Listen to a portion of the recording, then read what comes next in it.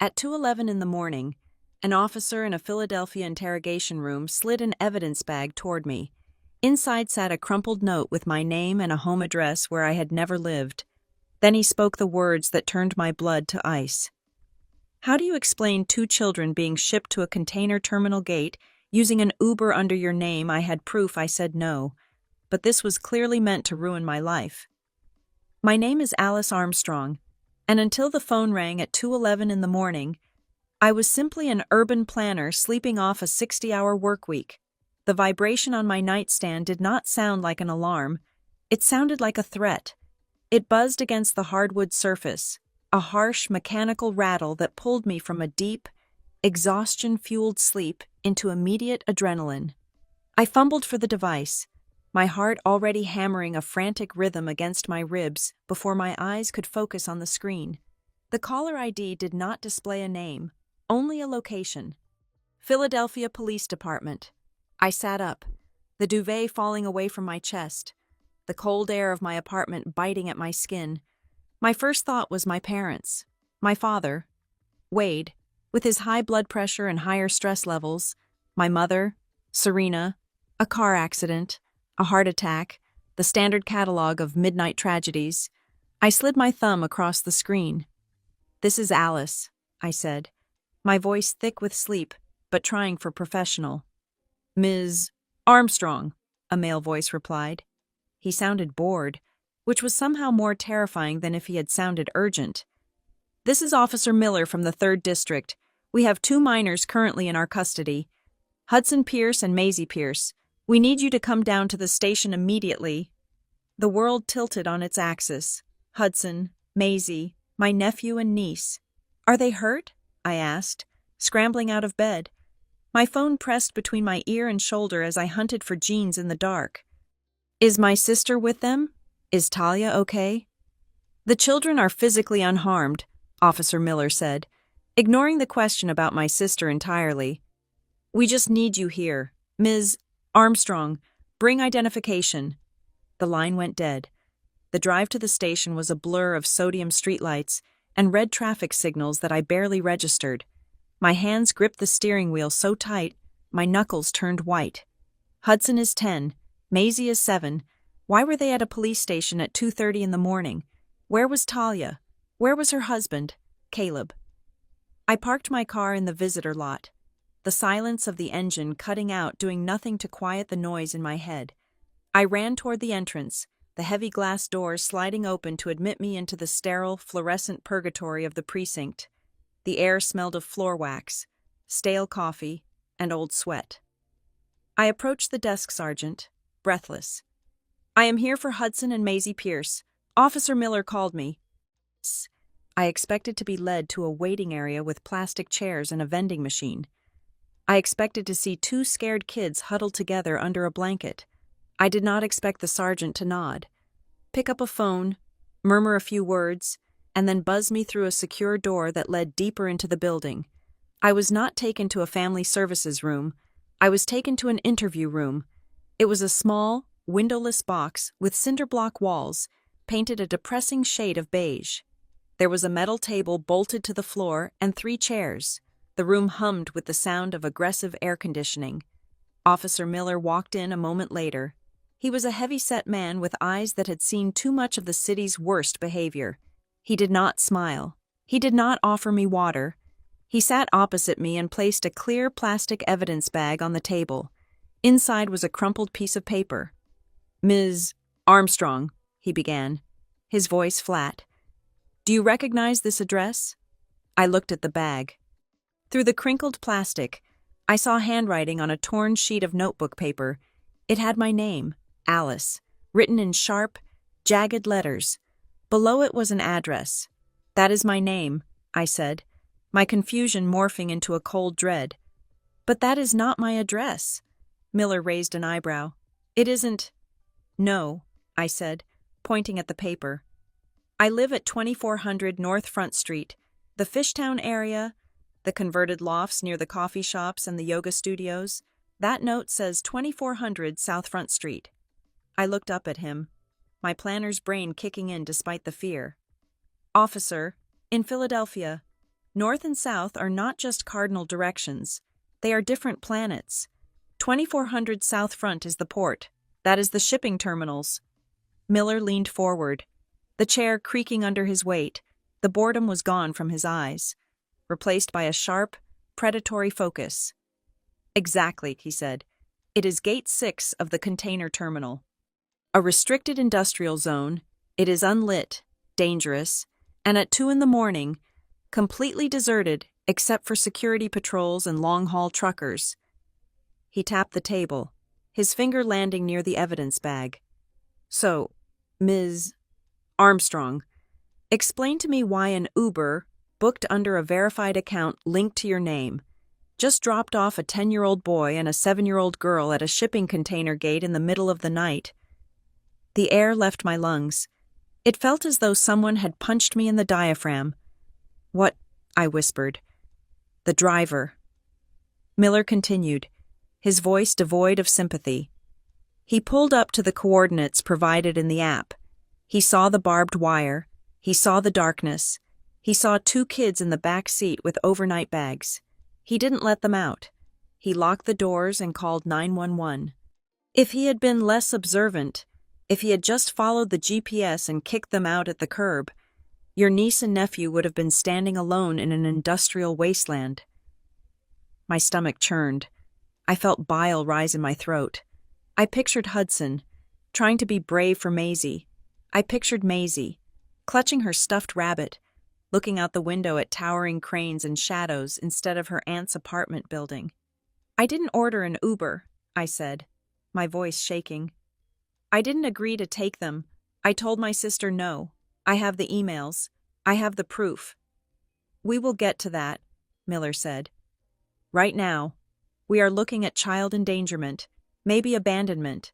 Someone put those kids in a car and sent them to a place that could have gotten them killed, and the paper trail leads to you. I want to see them, I demanded, gripping the edge of the table. Where are they? They are being evaluated by a child advocate in the next room, Miller said. They are shaken up.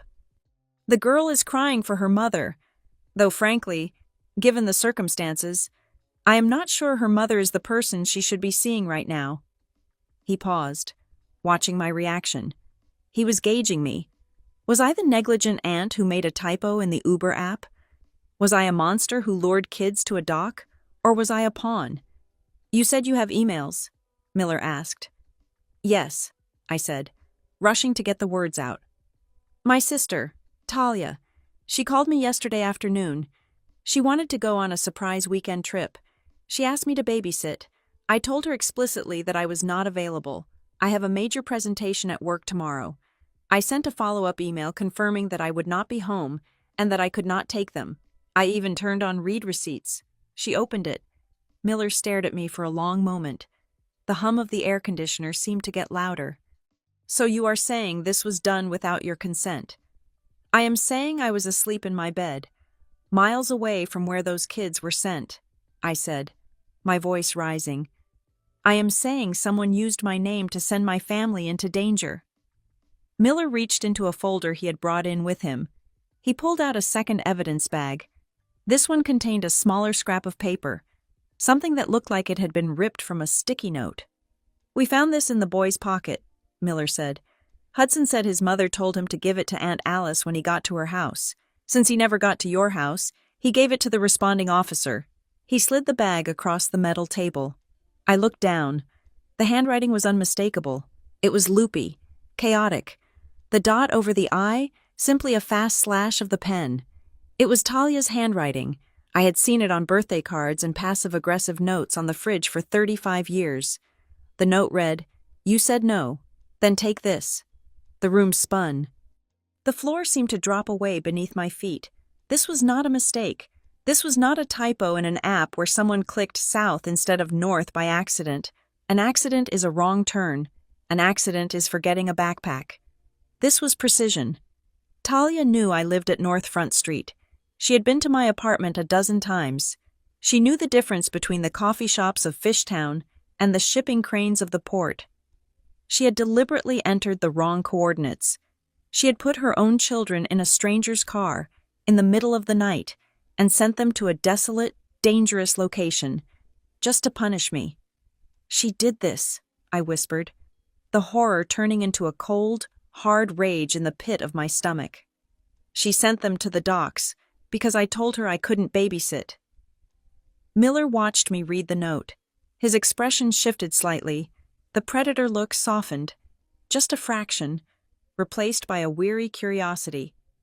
That is a hell of a way to win an argument, Ms. Armstrong, Miller said quietly.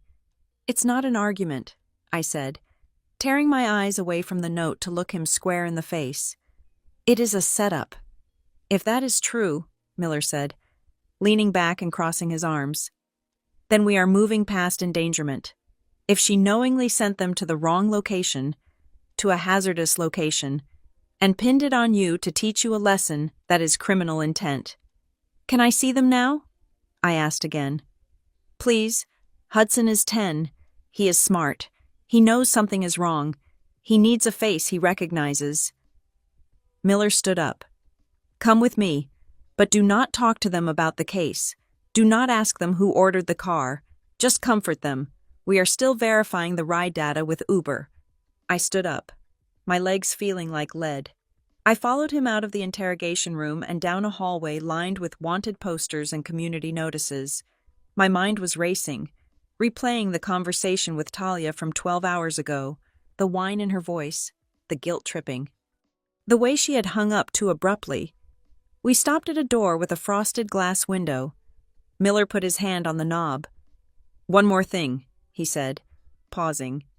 The Uber driver stated that the account used to book the ride had a specific note for the pickup. It said, Aunt is waiting at the gate. That is why he panicked when he saw the gate was locked and dark. Someone went to great lengths to make this look like you were expecting them. I felt a chill that had nothing to do with the air conditioning. I was asleep, I repeated, but the words felt hollow against the magnitude of the lie Talia had constructed. Miller opened the door. Inside, sitting on a stiff leather couch, were Hudson and Maisie. They looked impossibly small. Maisie was wearing her pink puffer coat, the one I had bought her for Christmas, and a wool hat pulled down low over her ears. She was clutching a bag of chips that the police had evidently given her. Hudson was sitting next to her, his arm wrapped protectively around her shoulders. He was wearing his glasses, but they were crooked, and his eyes were wide, darting around the room. When Hudson saw me, his face crumpled. The brave facade he had been holding up for his little sister shattered in an instant. Aunt Alice, he cried out, his voice cracking. Maisie dropped the chips and scrambled off the couch. Running toward me, I dropped to my knees on the hard linoleum floor just in time to catch her. She collided with me, burying her face in my neck, her small body trembling violently. Hudson joined us a second later, wrapping his arms around my neck, sobbing into my shoulder. Mom said you were home, Hudson choked out, his tears hot against my cold skin. She said you were waiting outside, but it was dark. It was just trucks. The driver wouldn't let us out. I know, I whispered, holding them tighter than I had ever held anything in my life. I smelled the shampoo in Maisie's hair and the faint scent of rain on their coats. I'm here now. You are safe. Over Hudson's shoulder, I saw Officer Miller watching us from the doorway. He was not looking at us with suspicion anymore. He was looking at us with the grim calculation of a man who realizes he is about to witness a war. Why did you make us go there? Maisie whimpered into my collarbone. Why didn't you turn on the lights? My heart broke into 1,000 jagged pieces. Talia had not just endangered them physically. She had gaslit them into believing I was the villain of their nightmare. She had told them I was waiting. She had made them believe I was the one standing in the dark, refusing to open the door. I pulled back slightly, looking at Hudson and Maisie. I wiped a tear from Maisie's cheek with my thumb. I didn't know you were coming, sweetie, I said, my voice steady despite the rage burning through my veins. But I promise you, I am never letting you go back to that dark place again. I stood up, keeping a hand on each of their shoulders, and turned to look at Officer Miller. My sister thinks this is a game, I said, the words tasting like copper in my mouth. She thinks she can scare me into submission. She thinks she can use her children as props to prove a point. I looked down at the evidence bag Miller was still holding in his other hand. The note. You said no. Then take this. I need to file a report, I said. Not just a statement. I want to press charges. Miller nodded slowly. Let's get the kids settled first. Then we will talk about the Uber account. Because if what you are saying is true, Ms. Armstrong, your sister didn't just play a prank. She committed a felony. I looked at the clock on the wall. It was now 3 a.m. My presentation was in 6 hours. My career was hanging by a thread. My family was imploding. But as I felt Maisie's small hand squeeze mine, I knew one thing with absolute certainty. Talia had wanted to teach me a lesson about saying no. She had wanted to show me that her needs, her whims, and her chaos were more important than my boundaries. She had wanted to force me to take care of her responsibilities. Well, she had succeeded. I was taking care of them. But she was never getting them back without a fight that would scorch the earth she stood on. I have the emails, I said again, more to myself than to the officer. I said no. And as I stood there in the harsh light of the precinct, I realized that for the first time in my life, my no was not the end of the conversation. It was the opening shot. 12 hours before I was staring at a police officer in an interrogation room. The only crime I was concerned with was the potential murder of my career. I sat at my desk at Brickhaven Civic Studio, surrounded by a fortress of rolled-up blueprints and empty espresso cups. The air in the office was stale, recycled through the vents at a temperature that was always 3 degrees too cold. It was 2 o'clock on a Friday afternoon, and the rest of the city was beginning to mentally check out for the weekend. I, however, was just entering the most critical 48 hours of my professional life. The Riverfront Revitalization Project was not just a job. It was the kind of urban design contract that could elevate a firm from boutique obscurity to national relevance. I had spent 6 months fighting for the lead designer role, battling zoning boards, environmental impact assessors, and my own exhaustion. The final pitch to the investors was scheduled for Monday morning at 9 sharp. I had 3 renderings to finish, a budget proposal to slash by 15%, and a keynote speech to memorize. I was in the zone. My headphones were on, blasting white noise to drown out the chatter of the junior associates near the break room. My hand moved automatically across my drafting tablet, adjusting the gradient on a virtual retaining wall. Then, my phone vibrated against the desk. I ignored it. It vibrated again, a long, insistent buzz that rattled the stylus in my hand. I glanced down. The screen lit up with a photo of my sister, Talia, smiling at a beach vacation she had taken 3 years ago while I paid her rent. I flipped the phone face down. I knew the rule. If I answered, I would lose 20 minutes to a monologue about her neighbors or a complaint about the price of organic milk. I did not have 20 minutes. I did not have 20 seconds. The phone stopped. I exhaled, recentering my focus on the screen. 5 seconds later, it started again. This was the pattern. Talia did not call to chat. She called until she was answered. It was a siege tactic she had perfected in high school. If I didn't pick up, she would call the office landline. If the receptionist screened her, she would show up in the lobby. I snatched the phone up, sliding my thumb across the screen with more force than necessary. I am at work, Talia, I said, skipping the greeting. I have a deadline that is currently crushing my windpipe. Is everyone alive? You are always so dramatic, Alice, Talia's voice chirped in my ear. She sounded breathless, the way she always did when she was moving fast and expecting the world to keep up. Yes, everyone is alive, but I have the most amazing news. Caleb and I got a last-minute invite to a couple's retreat in the Poconos. It is exclusive, like no phones, connect with nature, wine tasting by the fire exclusive. We have to leave in 2 hours to beat the traffic. I stopped drawing. I stared at the cursor blinking on my monitor. I knew exactly where this sentence was going before she even finished it. That sounds nice, I said, my voice flat. Have fun. Right. So, obviously we can't take the kids, she continued, steamrolling over my tone. Hudson has that cough, and Maisie is just being Maisie. Caleb's mom is in Florida, and you know how she is anyway. So I told Caleb, don't worry, Alice is in town. She loves the kids, so we are going to drop them off around 5. She said it with such casual confidence, as if my apartment was a storage locker she held the key to, as if my time was a resource that belonged to her by default. No, I said. There was a pause on the line. The silence was heavy, static-filled. What do you mean?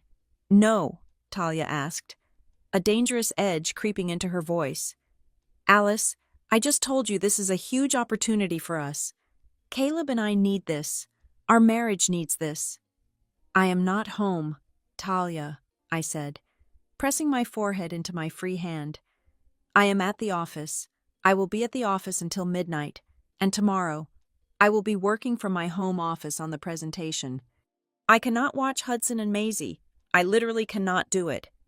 You can work while they watch TV, she countered instantly. Hudson is 10. He basically watches himself. Maisie just needs snacks. You won't even know they are there.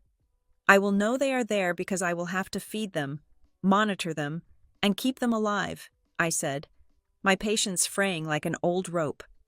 This is not a negotiation. I have the biggest meeting of my career on Monday. I cannot have distractions. I am saying no. You are being selfish, Talia snapped. The chirpy facade vanished, replaced by the petulant snap that I had known since we were children. You always do this. You hide behind your job. You think because you don't have a husband and kids that your time is more important than mine. I am asking for one weekend. Alice, one weekend to save my sanity. I looked around the office. My boss, Gideon, was walking past the glass wall of the conference room, looking stressed.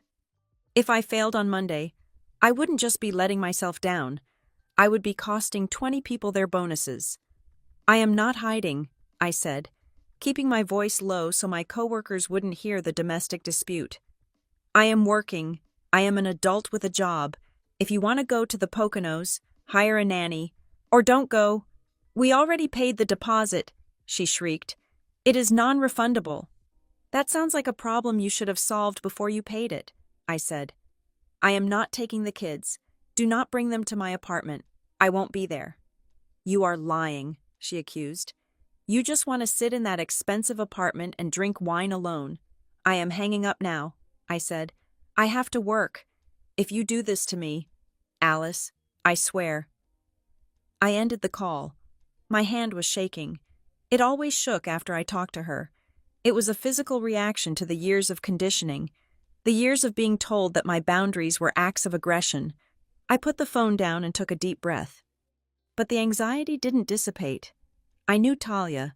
I knew that no to her was just a hurdle to be jumped over. She would convince herself that I didn't mean it. She would convince herself that if she just showed up, I would cave. I had caved before. I had canceled dates, missed gym classes, and lost sleep because she dropped the kids on my doorstep and drove away before I could protest. Not this time. I opened my email client. I needed a paper trail. I needed to make sure that there was absolutely no ambiguity. I typed her email address in the to field. I added Caleb's email as well, just to be sure he saw it, although I knew Talia likely controlled the narrative he received. Subject regarding this weekend, unable to babysit. I typed fast, my fingers hitting the keys with staccato precision. Talia, I am writing to follow up on our phone call just now at 2:14 in the afternoon. As I stated clearly on the phone, I am not available to watch Hudson and Maisie this weekend. I have a critical work deadline and will be working straight through until Monday. I will not be at my apartment this evening. I will be at a work site or the office until very late. Do not bring the children to my building. Do not put them in a car and send them to me. I paused. I needed to be clearer. I needed to be brutal. If they arrive at my door, I will not be able to let them in. I am not equipped to care for them right now. Please make other arrangements. I read it over. It felt cold. It felt harsh, but it was necessary. I moved the mouse to the Options tab and clicked Request Read Receipt. It was a petty move, perhaps, but with Talia. I never got your message, was a standard defense. Then, I added one final line, a line that was meant to be the ultimate deterrent, the sentence that would force her to turn the car around if she tried to call my bluff. I am not opening my door to anyone this weekend. Do not come. I hit send. Almost immediately, the guilt washed over me. I pictured Hudson's face. He was a good kid. He didn't ask to be part of his mother's chaotic scheduling. He loved coming to my place because I had the fast Wi-Fi, and I let him order whatever pizza he wanted. Telling him no felt like kicking a puppy, but I had to protect my livelihood. 2 minutes later, a notification popped up on my screen. Read, regarding this weekend, unable to babysit. She had opened it. She had seen it. My phone buzzed again with a text message from her. Wow. Sending an email. Really? You are unbelievable. Have a nice life with your blueprints. Hope they keep you warm. I didn't reply.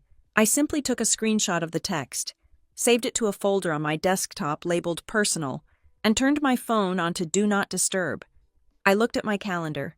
I had a video conference at 7 in the evening with our structural engineers on the West Coast. I planned to stay at the office until at least 9, then take a cab home, crash, and wake up at 5 in the morning to start again. I felt a strange mixture of relief and dread. The relief came from standing my ground. The dread came from the knowledge that Talia never let a slight go unpunished. She was the kind of person who would hold a grudge until it fossilized. But I told myself it was fine. She had the message. She knew I wasn't home.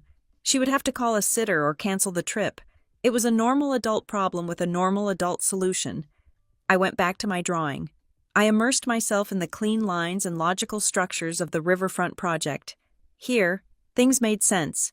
If a load-bearing wall was weak, you reinforced it. If a path was blocked, you designed a detour. There was no emotional manipulation in architecture. The afternoon dragged into the evening. The office emptied out until it was just me and the cleaning crew vacuuming the carpets in the hallway. I ate a stale bagel for dinner. I took the call with the engineers, taking copious notes about soil stability and drainage grades. By the time I packed up my bag, it was past 10 at night. My eyes burned. My brain felt like it had been run through a blender. I checked my phone one last time before leaving the building. No missed calls. No new texts. Silence. I assumed the silence meant victory. I assumed Talia had found a neighbor to watch the kids, or maybe she had stayed home and was currently stewing in her anger, planning to give me the silent treatment for a month. I was fine with the silent treatment. In fact, I welcomed it. I ordered a rideshare to take me home to North Front Street. I sat in the back of the car, watching the city blur by, feeling the tension slowly uncoil from my shoulders. I had done it. I had protected my time.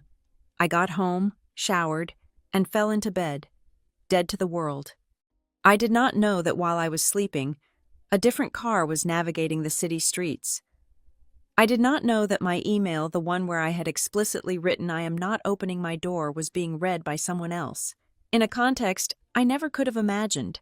I thought I had built a wall to keep the chaos out. I didn't realize I had just handed my sister the bricks she would use to try and bury me. The no I had fought so hard to say was about to be weaponized, and the proof I thought would save me, that carefully worded email with its timestamps and red receipts, was about to become the centerpiece of an accusation that I was a monster. But at that moment, closing my eyes at midnight, I thought the drama was over. I thought the worst thing that could happen was an angry sister. I was wrong.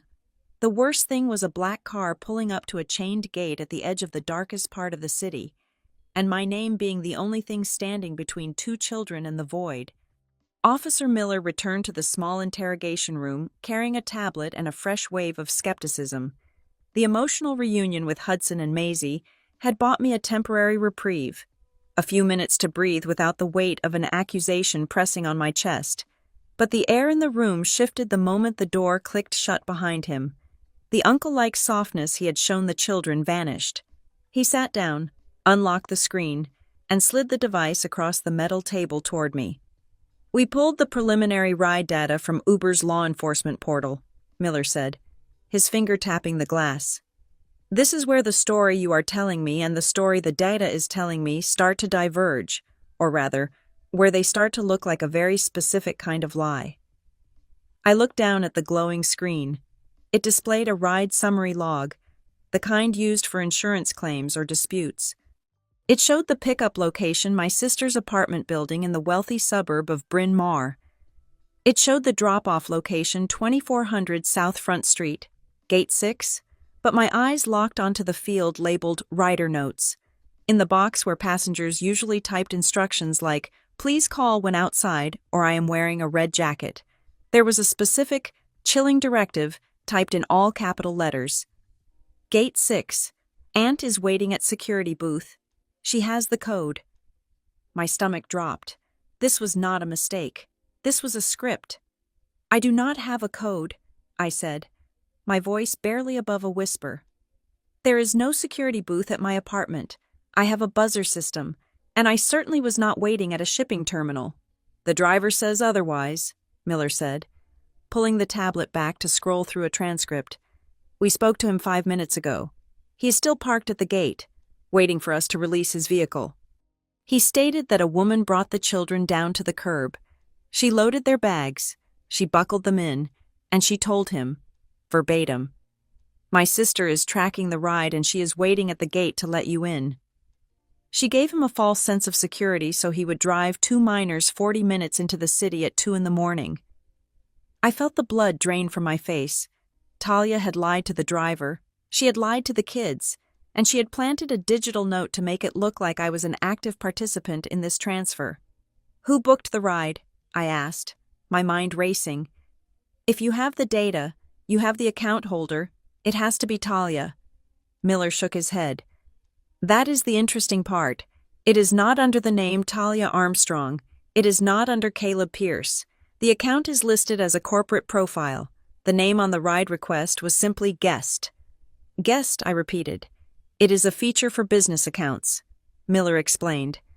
"You can order a ride for a client or an employee without them needing the app. But here's the thing, Ms. Armstrong, if this was a mistake, if she just typed the wrong address, why the specific note about the gate? Why the lie to the driver? This looks like concealment. It looks like someone wanted to move these kids without using their personal profile. And they wanted to make damn sure the driver didn't ask questions until he was too far away to turn back." He leaned in, his eyes hard. "If this was a dispute about babysitting, that is a civil matter. But sending children to a secured industrial zone using a masked identity that borders on fraud, and if anything had happened to them, we would be looking at reckless endangerment. I need you to prove to me that you did not authorize this ride." "I told you," I said, fighting to keep my voice steady. "I have the emails." "Emails can be faked," Miller said. "I need verification from the source. I need to know what happened at that pickup point." "Let me call Caleb," I said. Miller hesitated. "Caleb Pierce," I said, pressing the point. "My sister's husband. He's the only other person who would know about this. If Talia is playing a game, Caleb is not in on it. He is decent. If I call him, he will tell you the truth." Miller considered this, then nodded. "Put it on speaker, and I'm recording this." I pulled out my phone. My hands were shaking so badly, I had to use 2 thumbs to find Caleb's contact. I hit dial. It rang 4 times, 5 times. I was about to panic when the line connected. "Alice," Caleb's voice was thick with sleep and confusion. "It is 3 in the morning. Is everything okay?" "Caleb, listen to me very carefully," I said, staring at the recording device Miller had placed on the table. "Where are the kids?" "What?" Caleb sounded disoriented. "They are with you. Talia dropped them off hours ago. She said you guys were going to build a blanket fort." "We are. Wait. Why are you calling?" "They are not with me," I said, cutting through his confusion. "I am at the police station. Hudson and Maisie are in a holding room. Talia sent them to the shipping docks in South Philadelphia." There was a silence on the other end, so profound I thought the call had dropped. "The docks?" Caleb asked, his voice rising an octave. "What are you talking about? Talia said she spoke to you. She said you agreed to take them for the weekend because I had to fly out to Chicago early. She said it was all arranged." My head snapped up. "Chicago?" "She told me you guys were going to a couples retreat in the Poconos. No, Caleb said, sounding more awake now, fear creeping into his tone. I have a conference in Chicago. I left yesterday afternoon. Talia stayed behind to pack the kids and drop them off at your place before driving up to meet her parents for brunch tomorrow. Alice, tell me the kids are okay. They are physically fine, I said. But Caleb, I need you to think. I told Talia no. I sent an email. Did she show you any messages from me? She just said you called back and apologized for being busy but said you would make it work. Caleb stammered. She said you wanted to surprise Hudson. Lies. Layers upon layers of lies. She had told me one story to guilt me, told Caleb another to pacify him, and told the driver a third to facilitate the abandonment. Caleb, I need you to do something for me, I said, my voice sharp. I need you to check the Ring camera, the doorbell cam at your apartment. I need to see exactly what happened when she left with them. I am opening the app now, Caleb said. I could hear him fumbling. The rustle of sheets, the tap of a screen. Okay. Scrolling back. Here, 7:14 in the evening. Motion detected at the front door. Send it to me, I ordered. Now. A moment later, my phone pinged. I opened the video file and held it up so Officer Miller could see. The footage was grainy but clear enough. The wide-angle lens showed the hallway of my sister's luxury apartment building. The door swung open. Talia stepped out. She looked nothing like the frazzled, desperate mother she played on the phone. She was dressed in sharp black yoga pants and a designer trench coat. Her hair was perfectly blow-dried. She was moving with frantic, nervous energy, her eyes darting toward the elevator. Hudson and Maisie trailed behind her, dragging their suitcases. Hurry up! Talia's voice cut through the phone's speaker, tinny and sharp. The car is downstairs. We cannot keep him waiting. Did you call Aunt Alice? Hudson asked in the video. Is she awake? Talia didn't even look at him. She was looking at her phone, but she wasn't making a call. She was typing furiously. Yes, obviously, Talia snapped. Stop asking questions. Hudson, just get in the car. Aunt Alice is waiting at the gate. At the gate? Hudson asked, pausing. Why isn't she at her door? Because the lobby is under construction, Talia lied. It came out smooth, practiced. She has to let you in through the side entrance. Now go. She ushered them toward the elevator. Press the button. And then this was the moment that made Officer Miller sit up straight. She stopped. Once the elevator doors closed on her children, Talia didn't look relieved. She didn't look sad. She looked at the phone in her hand. She tapped the screen 3 times, forcefully, as if confirming a command. Then she let out a long breath, looked directly at the camera with a flat, unreadable expression, and walked back into her apartment. She didn't go with them, Miller noted. The driver said a woman put them in. That means she walked them to the curb, loaded them, and went back inside. Caleb, I said into the speakerphone, look at the phone she is holding in the video. Pause it at the 10-second mark. Caleb was silent for a moment. Okay, I see it. Is that her phone? I asked. Talia had a distinctive case. It was bright pink with glitter. Hard to miss. The phone in the video was black, sleek, and encased in a heavy-duty, ruggedized shell. No, Caleb said slowly. That is not her phone. Whose is it? Miller asked, leaning toward the speaker. It looks like the spare, Caleb said, his voice dropping. We keep a backup phone in the drawer for emergencies. But wait, that isn't just a spare. That is the old unit from her father's company. Wade never asked for it back when he upgraded the office hardware. The realization hit me like a physical blow. The business ride profile. The guest passenger. Caleb, I said, my heart hammering against my ribs. Can you log into the Uber account associated with that phone? Is it linked to your family sharing? No, Caleb said. If it is the company phone, it would be linked to the corporate account, Armstrong Development. Do you have the login? I asked. I think I have the master password for the old IT system, Caleb said. Wade makes me keep a backup of everything because he forgets his passwords. Hang on. The seconds stretched out into hours. Miller and I watched the phone as if it were a bomb about to detonate. If Talia had used her own account, it was a domestic dispute. But if she had used the company account, her father's account, to traffic her children to a dangerous location to frame me. "I am in," Caleb said, his voice trembling. "I am looking at the ride history for the Armstrong Development admin account." "Read the last entry," Miller commanded. "One ride," Caleb read. "Ordered today, 7:15 in the evening. Pick up our address. Drop off." He stopped. I heard a sharp intake of breath. "Caleb?" I prompted. "Drop off." 2400 South Front Street, Caleb whispered. "Gate 6, charge to the corporate expense card under logistics." "And the user?" I asked. "Who was the user logged in at that time?" "It says the device ID matches the black phone," Caleb said. "But Alice, there is something else. The ride wasn't just booked, it was modified." "Modified how?" Miller asked.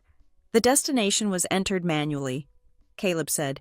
"But 2 minutes later, after the car was assigned, someone edited the destination note, the note about Aunt waiting at the gate. It was added from a different IP address, an IP address that, oh God." "What?" I demanded. "The edit didn't come from the phone," Caleb said, his voice sounding sick. "The edit came from a desktop computer. The timestamp matches exactly when Talia went back inside the apartment, but she doesn't use the desktop. She hates it." "Who uses the desktop?" I asked, though a cold dread was already answering the question for me. "No one," Caleb said, "except when Wade comes over to work on the weekends. Or wait, Talia has been logging in to do some contract work for him lately. She has access to the main dashboard." Miller looked at me. The pieces were locking together with a terrifying click. "Ms. Armstrong," Miller said, his voice low and serious. "Your sister didn't just put her kids in a car. She used a corporate account to hide the trail, used a burner device to book the ride, and then logged onto a computer to add instructions that would ensure the driver dumped them at a specific, dangerous gate. And she did all of this while knowing you were not there." "She used the company account," I said, staring at the phone. "She involved my father's business. And if she charged it to logistics," Miller added, "she just committed wire fraud, on top of child endangerment." I closed my eyes. I had wanted proof. I had wanted to show I said no. But this was so much worse than a missed email. Talia hadn't just been lazy. She hadn't just been spiteful. She had executed a military-grade operation to frame me, using the resources of Armstrong Development to do it. "Caleb," I said, opening my eyes. "Don't delete anything. Screenshot everything, now. I am on the next flight back," Caleb said. "I am so sorry. Alice, I didn't know." "I know," I said. "But now you do." I hung up the phone. The room was silent, save for the hum of the ventilation. Miller picked up the evidence bag containing the note. "You said no, then take this," and looked at it with new eyes. "This wasn't a tantrum," Miller said. "This was a hit." "Yes," I said, the cold reality settling over me. "And if she used the company account, my parents are going to know about it by morning, which means the next person walking through that door won't be a lawyer for me. It will be my father." Miller stood up. "Then we better get your statement on the record now, before money starts talking." I nodded. I was ready. The digital footprint was indelible. Talia thought she was clever hiding behind a business profile, but she had just left a trail of breadcrumbs leading straight to the heart of the Armstrong empire. And I was going to follow it all the way to the end. The automatic doors of the precinct slid open with a pneumatic hiss that cut through the low murmur of the night shift. It was 4:15 in the morning. Most people walking into a police station at this hour looked defeated, exhausted, or terrified. My parents looked like they were arriving for a hostile takeover. Wade and Serena Armstrong did not rush. They did not run. They swept into the fluorescent-lit lobby with the kind of gravitational pull that comes from 50 years of believing the world exists solely to serve your interests. My father was wearing a charcoal suit. No tie.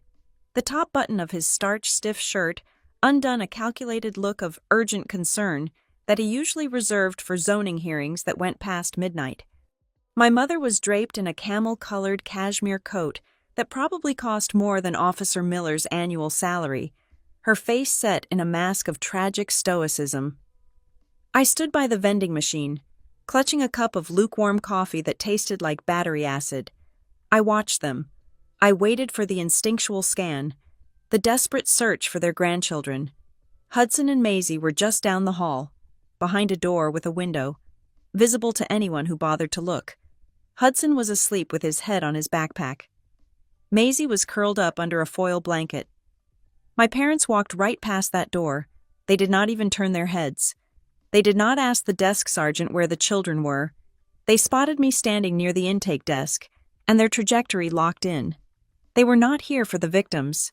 They were here for the liability. Wade reached me first. He didn't hug me. He didn't ask if I was okay. He placed a heavy hand on my shoulder, his grip tight enough to bruise, and steered me toward a quiet corner away from the prying ears of the desk sergeant. "We need to control the narrative," Wade said. His voice was a low rumble, the same tone he used when a contractor poured the wrong grade of concrete. "Now." Serena was right behind him, scanning the room for anyone who might recognize them. She leaned in, smelling of expensive floral perfume and hairspray. "You look terrible, Alice," she said, her voice a hushed whisper. "Fix your hair. If the press gets wind of this, we need you to look competent, not hysterical." I stared at them. The rage that had been simmering in my gut since the interrogation room began to boil. But I forced it down. I needed to hear this. I needed to know exactly who they were. "The kids are down the hall," I said, pointing a shaking finger. "Hudson and Maisie, your grandchildren, they were dumped at a shipping container terminal. Hudson is traumatized. Maisie won't let go of my leg. Don't you want to see them?" "We will see them when we take them home," Wade said dismissively. "Right now, we have a situation to manage. I spoke to our legal counsel on the way over. He is parking the car. We are going to handle this internally." "Internally?" I repeated, stepping back from his grip. "Dad, this isn't a cracked foundation. Talia committed a felony. She used your company account to traffic her children to a dangerous location just to punish me for setting a boundary." Wade's face hardened. The mask of the concerned grandfather, which he hadn't even bothered to wear very convincingly, slipped entirely. "It was a mistake," Wade said flatly. "That is the official line. It was a typo. North Front Street versus South Front Street. A simple, regrettable administrative error. The driver got confused. You were asleep and didn't hear the phone. A series of unfortunate miscommunications. That is a lie," I said. "The police have the logs. They have the note Talia wrote. Aunt is waiting at the gate. That wasn't a typo.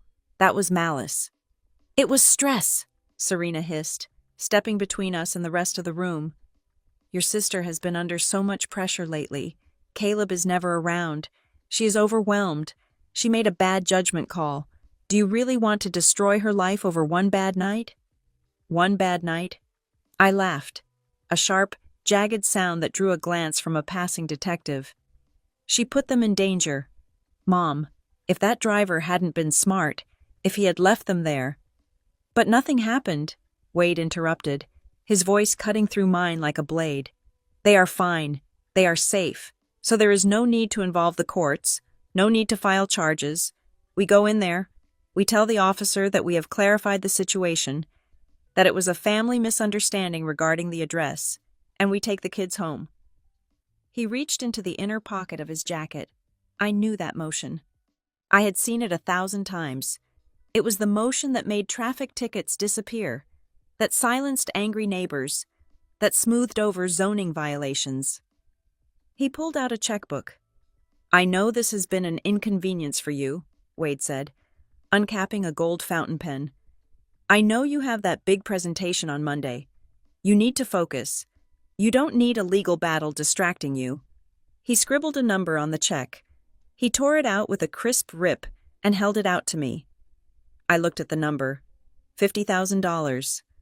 "This is for your time," Wade said, holding the paper steady. "Compensate you for the stress. Use it to pay off your student loans, or take a vacation after your project is done.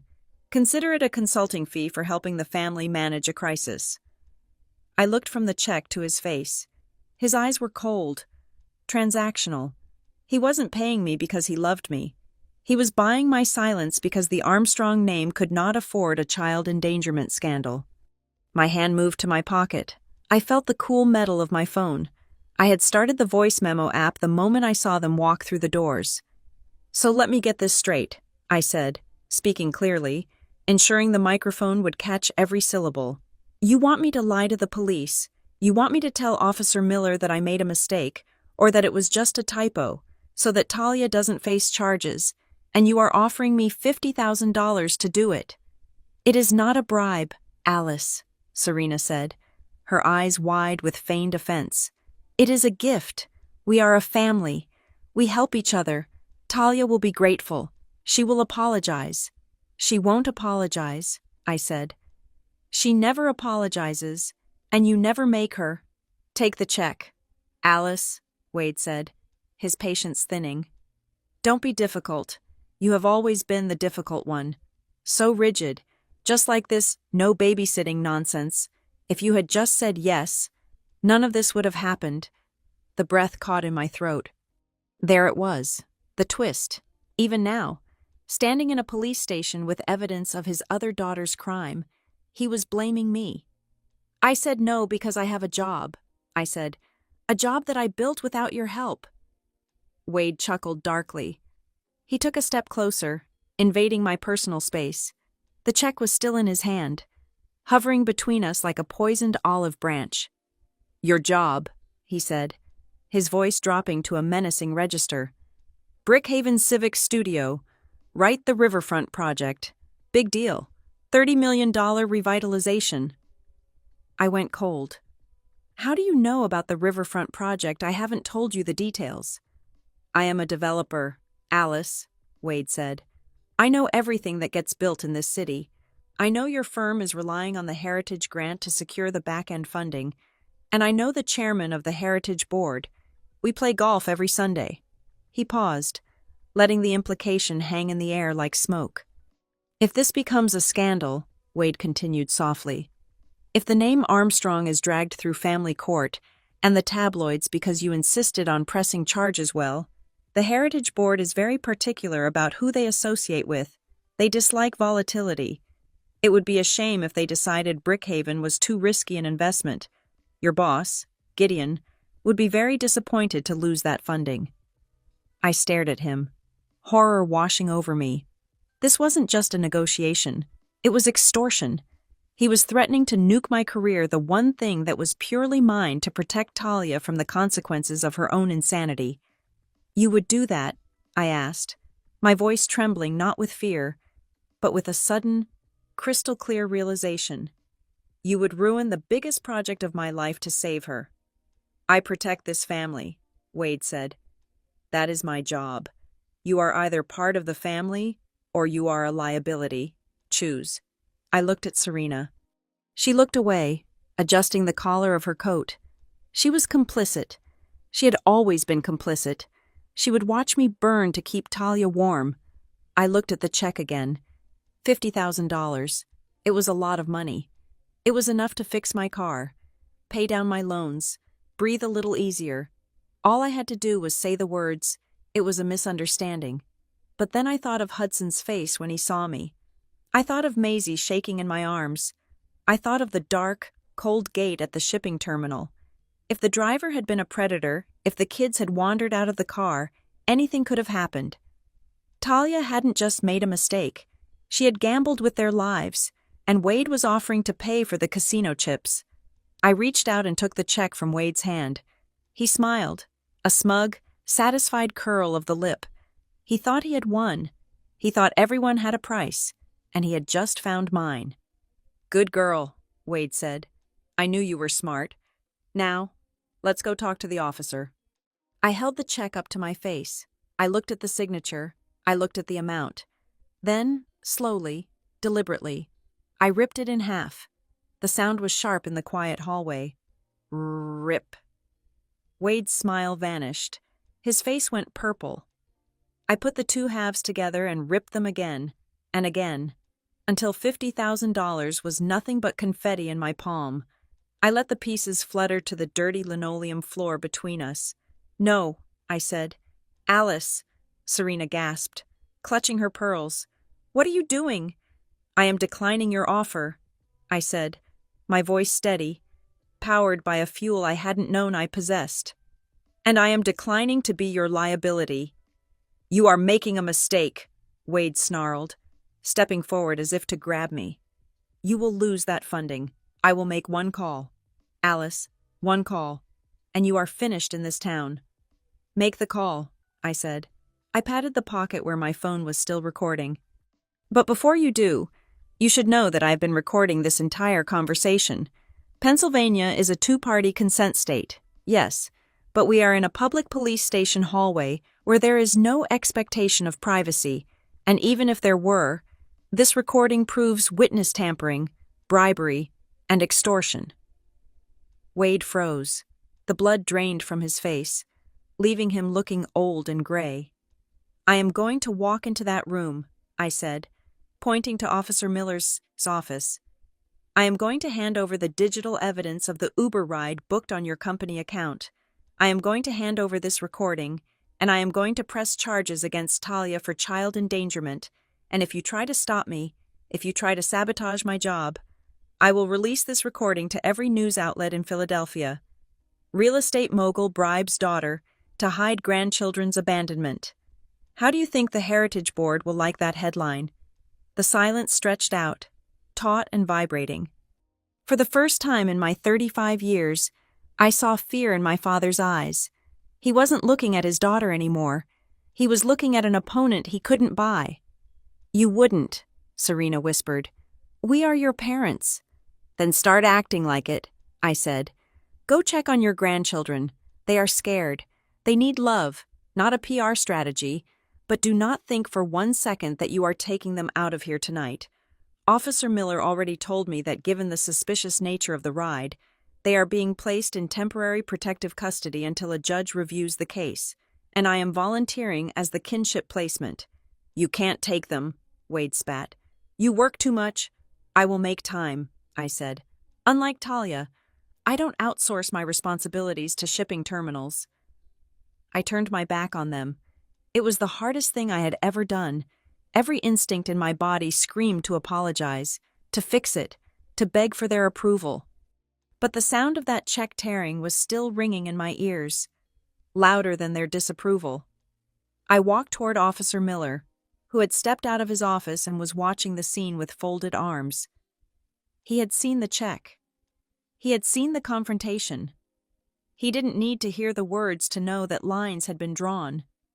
"Officer," I said as I reached him, not looking back at the stunned figures of my parents. "I am ready to finalize my statement, and I have some additional evidence I would like to submit." "Right this way." "Ms. Armstrong," Miller said, opening the door for me.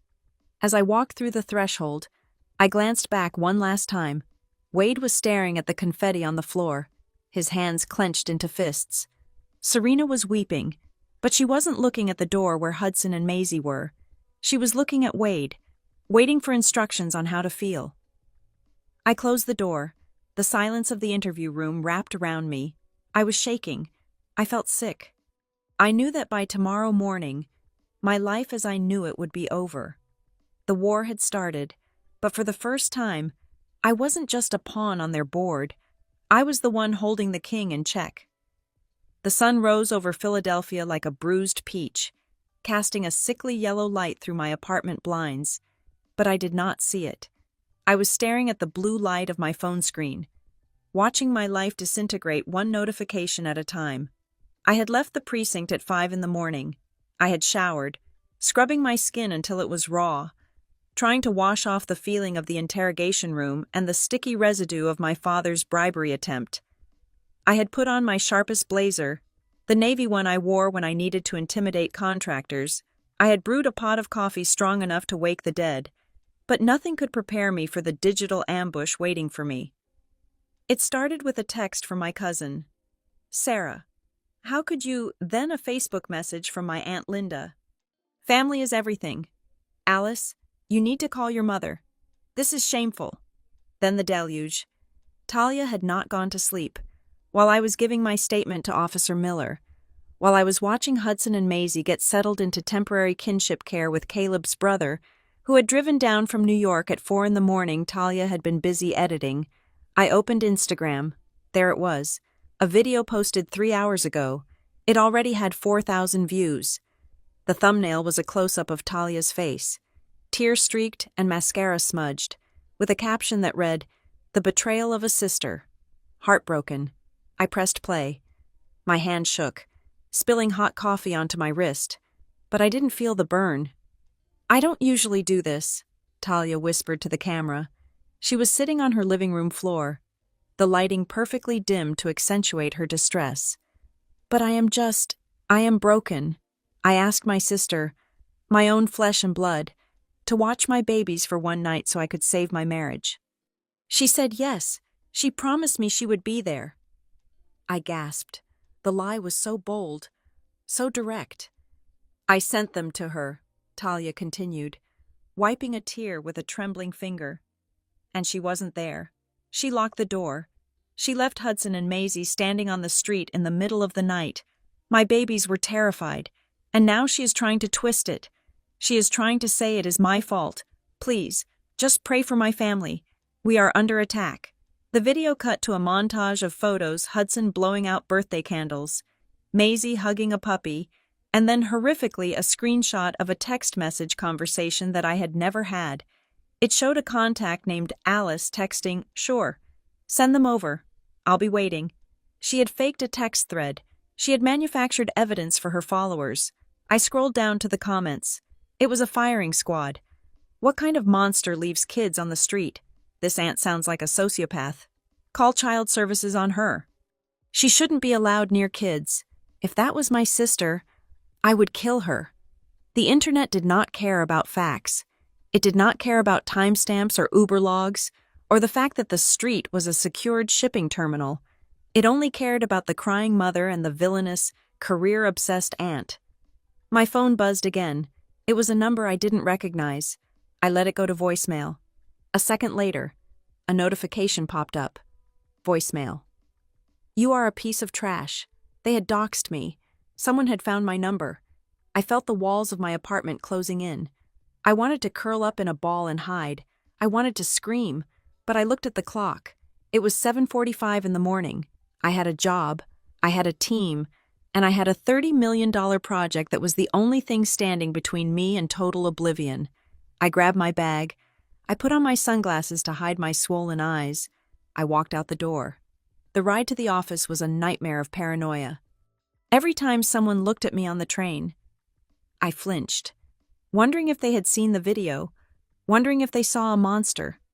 When I swiped my badge at Brickhaven Civic Studio, the receptionist, a sweet girl named Jenna, who usually greeted me with a bright smile, looked down at her desk. She didn't say good morning. She pretended to be very busy organizing paper clips. I walked to my desk, the open plan office, usually buzzing with the energy of architects and designers, went silent, heads turned, eyes darted away. They knew. Of course they knew. Talia's video had likely circulated through the local grapevine faster than a viral meme. I sat down and turned on my computer. I told myself to focus on the renderings. I told myself to ignore the whispers. Then my email pinged. From Gideon Shaw. Subject, see me immediately. My heart hammered against my ribs like a trapped bird. Gideon was the project lead. He was a man of few words and zero drama. If he was calling me in at 8 in the morning, it wasn't to discuss color palettes. I walked to his office. The glass walls felt like an aquarium where I was the shark everyone was watching die. Gideon was standing by the window, looking out at the city skyline. He didn't turn around when I entered. "Close the door," he said. I closed it. The click of the latch sounded like a gunshot. "Gideon," I began, my voice steady despite the nausea rolling in my stomach. "If this is about the social media post, I can explain. It is a personal matter that has spun out of control. But it is not just a social media post, Alice," Gideon said, turning to face me. He looked tired. He looked disappointed. In his hand, He held a printed sheet of paper. "We received a communication this morning," Gideon said, "from the Heritage Foundation. Specifically, from a board member who expressed grave concerns regarding the ethical stability of our lead planner on the riverfront project." The air left the room. My father. He hadn't waited. He hadn't bluffed. He had made the call. "He called you," I whispered. "He sent an official inquiry," Gideon corrected, sliding the paper across his desk. "Wade Armstrong. He is a major donor to the foundation. Isn't he? He suggested that funding for the riverfront might be re-evaluated if the project is led by someone currently under investigation for child neglect." I looked at the email. It was masterfully written. It didn't demand I be fired. It simply asked, with poisonous politeness, if Brickhaven was aware of the pending legal issues surrounding its staff and how that might reflect on the foundation's public image. It was a kill shot wrapped in corporate speak. "He is trying to get me fired," I said, looking up at Gideon. "My own father is trying to get me fired because I wouldn't lie to the police for his other daughter." Gideon leaned back against his desk, crossing his arms. He studied me. He was a pragmatic man. He cared about buildings, deadlines, and budgets. He didn't care for soap operas. "Alice," he said slowly, "you are the best planner I have. You have carried this project on your back for 6 months. But the Heritage Grant is 70% of our budget. If they pull out, the project dies.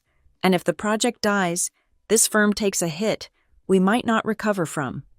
"I know," I said. "That is why he is doing it. He knows this is the only leverage he has." "I need to know the truth," Gideon said. "Not the Instagram version, not the legal version. The truth. Did you agree to watch those kids?" "No," I said. I didn't offer a preamble. I didn't cry. I reached into my bag and pulled out my laptop. I opened it and placed it on his desk.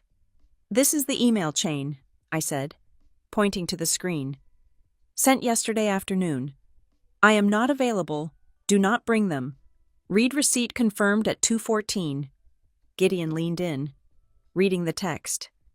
"And this," I continued, opening the video file Caleb had sent me, "is the ring footage from my sister's apartment, time-stamped after she read the email. Listen to what she says to the kids." I pressed play. Talia's voice, sharp and deceitful, filled the quiet office. Aunt Alice is waiting at the gate. The lobby is under construction. Gideon watched it twice.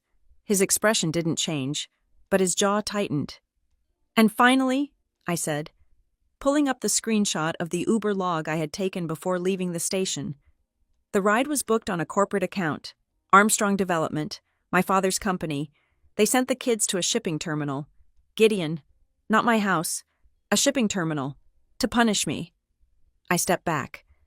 My father is threatening this firm because I have evidence that his company was used to endanger his grandchildren, and I refuse to take a $50,000 bribe to shut up about it.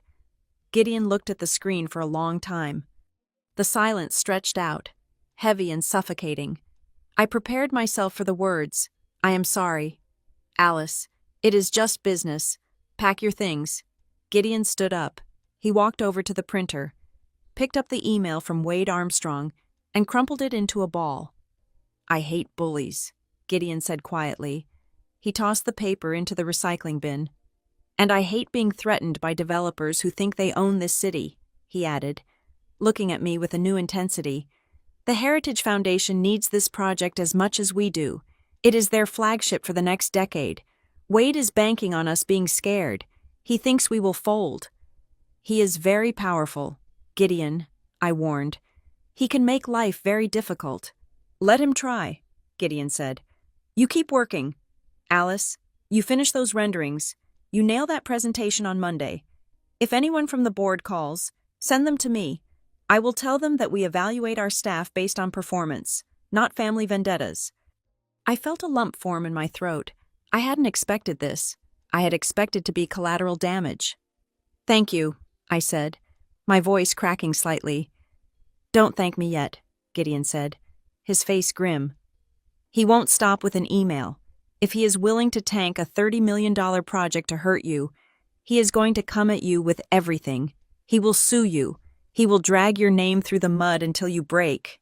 You need protection." He wrote a name on a sticky note and handed it to me. "Dana Caldwell," Gideon said. "She isn't a nice person.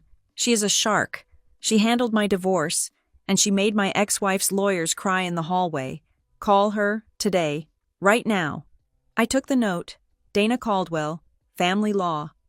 Civil litigation. "Go," Gideon said, sitting back down at his desk. "Take an hour. Call her, then get back to work. We have a city to build." I walked out of his office, clutching the sticky note like a lifeline. The stares of my coworkers didn't sting as much anymore. I had an ally. I went to the stairwell, the only private place in the building, and dialed the number. It rang once. "Caldwell Law."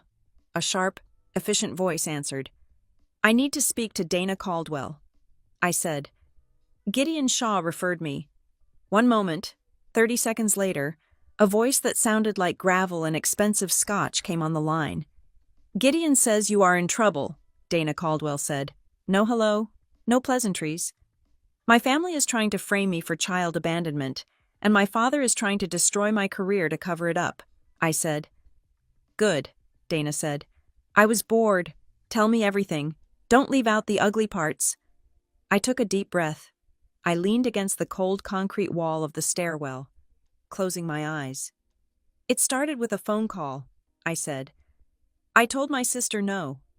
"The no is irrelevant," Dana cut in. "The no is, he said, she said. I don't care about your boundaries. Alice, I care about their mistakes. Did they leave a paper trail?" "Yes," I said, thinking of the Uber logs, the read receipts, the recording of Wade in the police station. "They left a highway." "Excellent," Dana said. I could practically hear her smiling on the other end. A predator sensing blood in the water. "Meet me at my office at noon. Bring every screenshot, every email, every recording. And Alice, yes." "Stop crying," she commanded. "Victims cry. Winners depose. If they want a war, we are going to give them a nuclear winter." I hung up the phone. I wiped my face. Dana was right. The time for feeling hurt was over. My mother, my father, my sister, they had bet everything on the idea that I would break under the pressure of shame. They thought that by humiliating me on Instagram and threatening my job, I would crawl back into the fold, apologizing for existing. They were wrong. I walked back into the office. I sat down at my desk. I opened the file for the Riverfront project. I picked up my stylus. Let Talia post her videos. Let Wade send his emails. I was going to finish my work, and then, with Dana Caldwell standing behind me, I was going to burn their house of cards to the ground. The office of Dana Caldwell was not designed for comfort. It was designed for intimidation. Located on the 42nd floor of a Glass Needle in Center City, it offered a panoramic view of Philadelphia that made the cars below look like insects. The furniture was all chrome and white leather, pristine and cold. There were no family photos on her desk. There were no plants. There was only a stack of legal pads and a laptop that looked like it cost more than my car. Dana herself was a study in controlled aggression.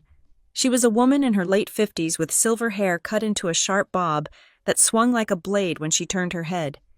She did not offer me coffee. She did not offer me sympathy. She simply sat behind her desk, reading the printouts I had brought, her eyes scanning the lines of data with the speed of a machine. "You have enough here to win a civil suit," Dana said, dropping the Uber log onto the desk. "In a fair world, you have enough to get a restraining order and maybe even a conviction for child endangerment." She leaned back, steeping her fingers. "But we do not live in a fair world. Alice, we live in Philadelphia, and your father is Wade Armstrong." I sat on the edge of the stiff white chair, my hands clasped tightly in my lap to stop them from shaking. "I have the truth," I said. "I have the recording of him trying to bribe me." "The recording is excellent leverage," Dana conceded. "But leverage is not a verdict.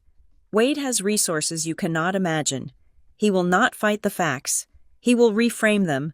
He will call this a tragic miscommunication. He will say the corporate account was used for efficiency. He will say the address error was a glitch in the GPS. He will paint you as a hysterical, career-obsessed spinster who is blowing a family mistake out of proportion to damage his reputation. She looked me dead in the eye. He will drown you in procedural motions until you run out of money. Then he will offer a settlement that includes a non-disclosure agreement, and he will take those children back. I won't sign, I said. I don't care about the money. Good, Dana said. Because money is the least of your problems right now. She slid a document across the desk toward me. It was fresh. The paper still warm from the printer.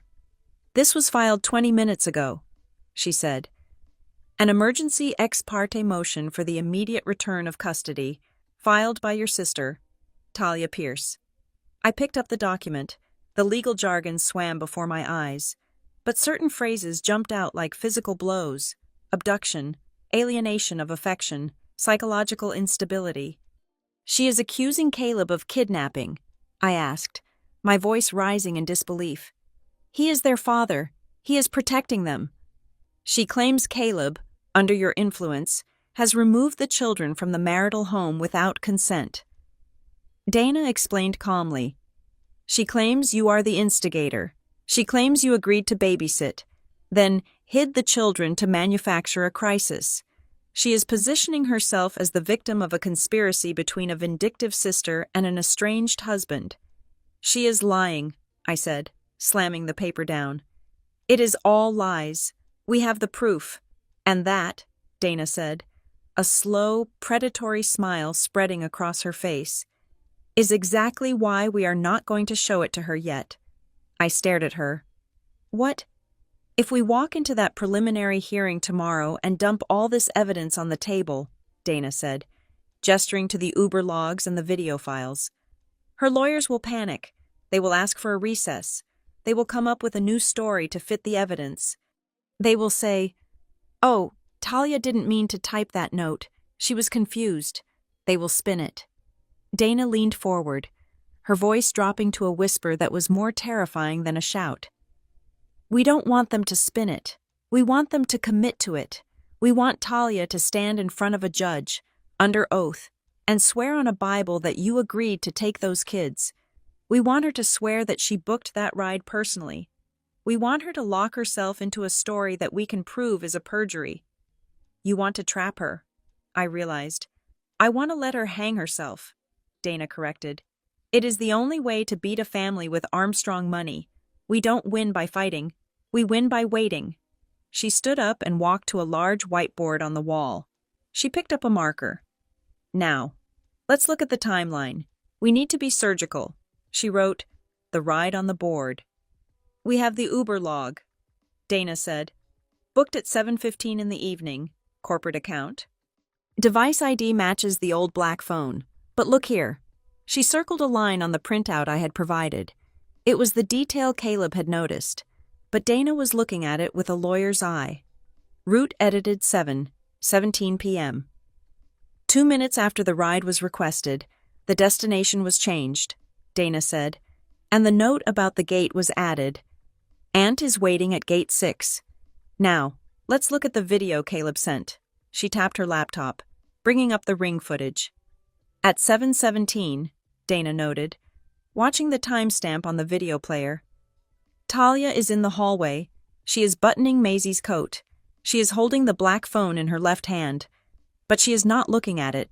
The screen is dark. She is yelling at Hudson to hurry up. So she couldn't have typed the note, I said, the realization washing over me again. She physically wasn't typing. Exactly, Dana said. And yet, the Uber system received a manual input at that exact second. Which means the edit didn't come from the phone. It came from the desktop, I said. Caleb said the IP address matched the computer in her apartment. Correct, Dana said. But here is the million-dollar question. Alice, if Talia was in the hallway with the kids, who was at the computer? I froze. The image of Talia's apartment came to mind. It was a spacious place, modern and open. The office nook was near the kitchen, around the corner from the front door. She was alone, I said. Caleb was in Chicago. She told me she was alone with the kids. Was she? Dana asked. Or was there someone else there? Someone who had access to the Armstrong Development dashboard. Someone who knew exactly where Gate 6 was and why it was a better place to dump 2 children than a coffee shop in Fishtown. My father, I guessed. Wade is too smart to do the typing himself, Dana said. He has people for that, but look at the language of the note. Gate 6. Security booth. That is industrial shorthand. That isn't how a suburban mother talks. That is how a site manager talks, or a logistics coordinator. She drew a line connecting the Uber log to the word conspiracy. This wasn't a typo, Alice. This was a handoff. Someone modified that ride to ensure the driver went to the port. They changed the destination from Alice's house to Gate 6 deliberately. They wanted those kids at the terminal. Why? I asked, feeling a fresh wave of nausea. Why the terminal? Why not just leave them on my doorstep if they wanted to force me to take them? That is what we are going to find out, Dana said. I have an investigator pulling the property records for Gate 6. It is owned by the Port Authority, but it is leased to a private entity. I want to know who holds that lease. If I had to bet my license, I would say it connects back to Armstrong Development. She turned back to me. Here is the plan. Tomorrow at the hearing, we say nothing about the desktop edit. We say nothing about the corporate account. We simply present the email where you said no. We let Talia scream that you said yes. We let her lawyer paint you as the villain. We let the judge issue a temporary order. But if we do that, she might get visitation, I argued. I don't want her near them. The judge won't give her custody, Dana assured me. Not with a police report for abandonment on file. Caleb is the stable parent. You are the kinship placement. We will ask for Caleb to retain temporary sole custody.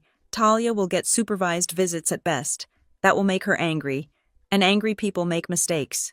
She sat back down. We need Caleb on board, she said. Is he wavering? Wade will be pressuring him.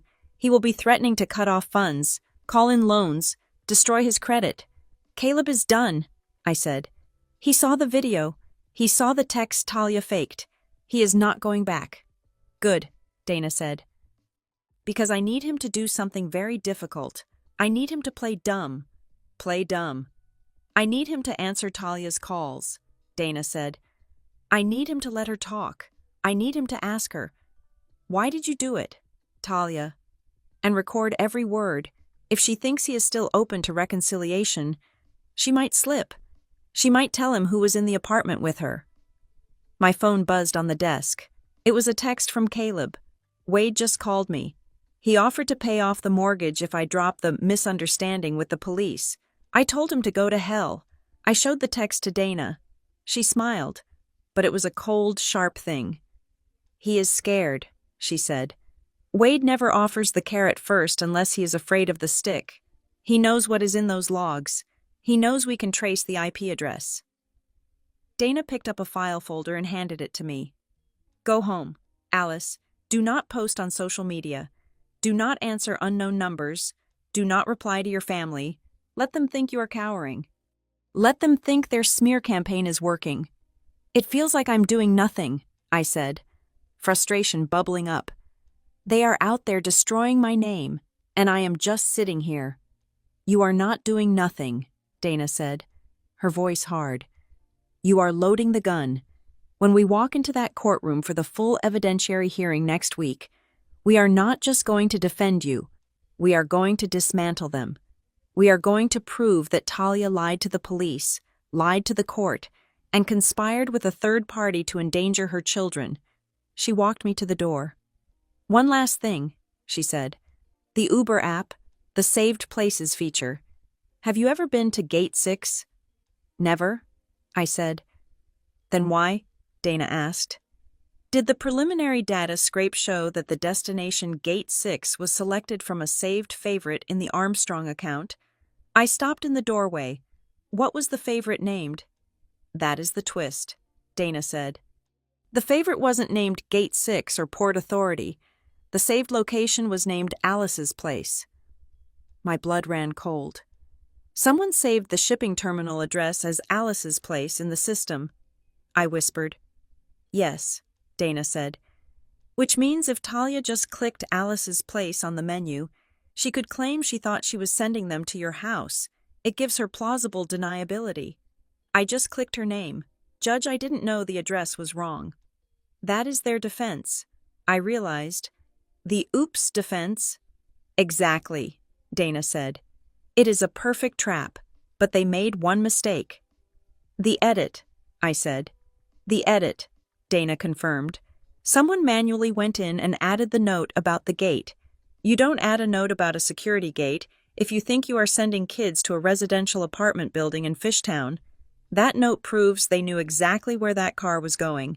The saved name was the cover. The note was the instruction. She opened the door. Get some sleep, Alice. You are going to need it, because when we reveal that, we aren't just fighting for custody, we are fighting a criminal conspiracy. I walked out of the office and into the elevator. As the numbers counted down 40, 39, 38, I felt a shift inside me. The fear was still there, but it was different now. It was no longer the fear of the unknown. It was the fear of a soldier waiting for the signal to charge. I thought about the saved place label, Alice's place. They had weaponized my name. They had turned my identity into a trapdoor for Hudson and Maisie. They had built this setup days, maybe weeks in advance, programming the system to fail so they could blame me for the wreckage. It wasn't just Talia being impulsive. It wasn't just Wade cleaning up a mess. It was a play, a scripted, directed play where I was cast as the villain before the curtain even rose. I stepped out into the lobby, the cold air of the street rushing to meet me. I pulled my coat tighter. Let them have their day. Let them have their press release. Let Talia cry her crocodile tears to the judge tomorrow. I was going to be silent. I was going to be the perfect, submissive victim they expected. And then, when they were comfortable, when they felt safe in their tower of lies, I was going to bring it all down. I took out my phone and typed a reply to Caleb. Hold the line. We are not settling. We are going for the throat. I hit send, and for the first time in 24 hours, I smiled. The conference room in Dana Caldwell's office had become a war room. The pristine white table was now buried under stacks of subpoenas, digital forensic reports, and empty takeout containers. It was 3 days since the incident, and the silence in the room was heavier than the humid Philadelphia air outside. Dana walked in, holding a single sheet of paper like it was a death sentence. She placed it in front of me, right on top of the photo of Hudson and Maisie that I had been staring at for 20 minutes. We got the full metadata dump from Uber, Dana said. Her voice was devoid of the usual lawyerly theatrics. It was cold, hard, and frighteningly serious. And we found the smoking gun, but it is not what we thought it was. It is worse. I looked down at the paper. It was a screenshot of the user interface from the Armstrong Development corporate account. It showed the profile settings, specifically the section labeled Saved Places. Usually, this list contains innocent labels. Home, office, airport, gym. There was only one entry saved in this profile. Label Alice's place address, 2400 S, Front Street, Gate 6. I felt the blood drain from my face, leaving my skin cold and clammy. They didn't just type the wrong address, I whispered, the realization settling in my gut like a stone. They saved it. Look at the date created, Dana said, tapping the paper with a manicured fingernail. I squinted at the tiny timestamp next to the entry. Created October 14th, 2 weeks ago. 2 weeks ago, I repeated. That is before Talia even asked me to babysit, before the surprise trip to the Poconos, before any of this. Exactly, Dana said. This wasn't a crime of passion, Alice. It wasn't a stressed-out mother making a typo in the heat of the moment. This was a premeditated architectural blueprint for a disaster. Someone went into the system 14 days ago, pinned a restricted shipping terminal on the map, and labeled it Alice's place. They loaded the gun and waited for the right moment to pull the trigger. But why? I asked, pushing the paper away as if it were contaminated. Why go to all that trouble if they wanted to ruin my weekend? Just drop the kids at my actual door and run. Why send them to a dangerous port? Because, Dana said, walking over to the large monitor on the wall. We finally figured out what Gate 6 is. She clicked a remote, and a map of the Philadelphia waterfront appeared on the screen. It was overlaid with zoning codes and property lines. Gate 6 is leased by a shell company called Harbor Logistics Solutions, Dana explained. On paper, they import textile machinery, but I had my investigator dig into the city's permit filings. Harbor Logistics is currently in a quiet, very expensive dispute with the EPA regarding the storage of unpermitted chemical waste. They are facing a federal audit next week. I stared at the map. What does that have to do with my father? Wade Armstrong is a silent partner in Harbor Logistics, Dana said. He owns 40% of the shell company. If the EPA finds those chemicals, he doesn't just lose money, he goes to federal prison. The room spun. The pieces of the puzzle were not just falling into place, they were slamming together with violent force. The audit is next week, I said, thinking fast. The port is under scrutiny. He needs everyone looking away from Gate 6. Or, Dana corrected, he needs a reason for his people to be there clearing things out at 2 a.m. without raising suspicion. Or maybe he needs to create a narrative that the activity at Gate 6 is just confused domestic drama, not criminal negligence. The driver, I said, remembering the affidavit. The note to the driver, Dana nodded. We got the full transcript from the driver this morning. It wasn't just, Aunt is waiting. The note specifically said, tell the guard Alice sent you. She has the clearance. I don't have clearance, I said. I have never been there. They were trying to frame you for more than just abandonment, Dana said. If the driver had gotten through the gate, and the security guard had detained him, the record would show that Alice Armstrong authorized a vehicle to enter a federal zone. You would be the one answering questions about trespassing. You would be the distraction. While the police were busy investigating the crazy aunt who sent an Uber to a chemical dump, Wade's partners could move whatever they needed to move out the back exit. He used his grandchildren as a decoy, I said. My voice was trembling, but not with fear anymore. It was pure, distilled rage. He put Hudson and Maisie in a car and sent them to a toxic waste site so he could have a smokescreen for his business. And Talia helped him, Dana said softly.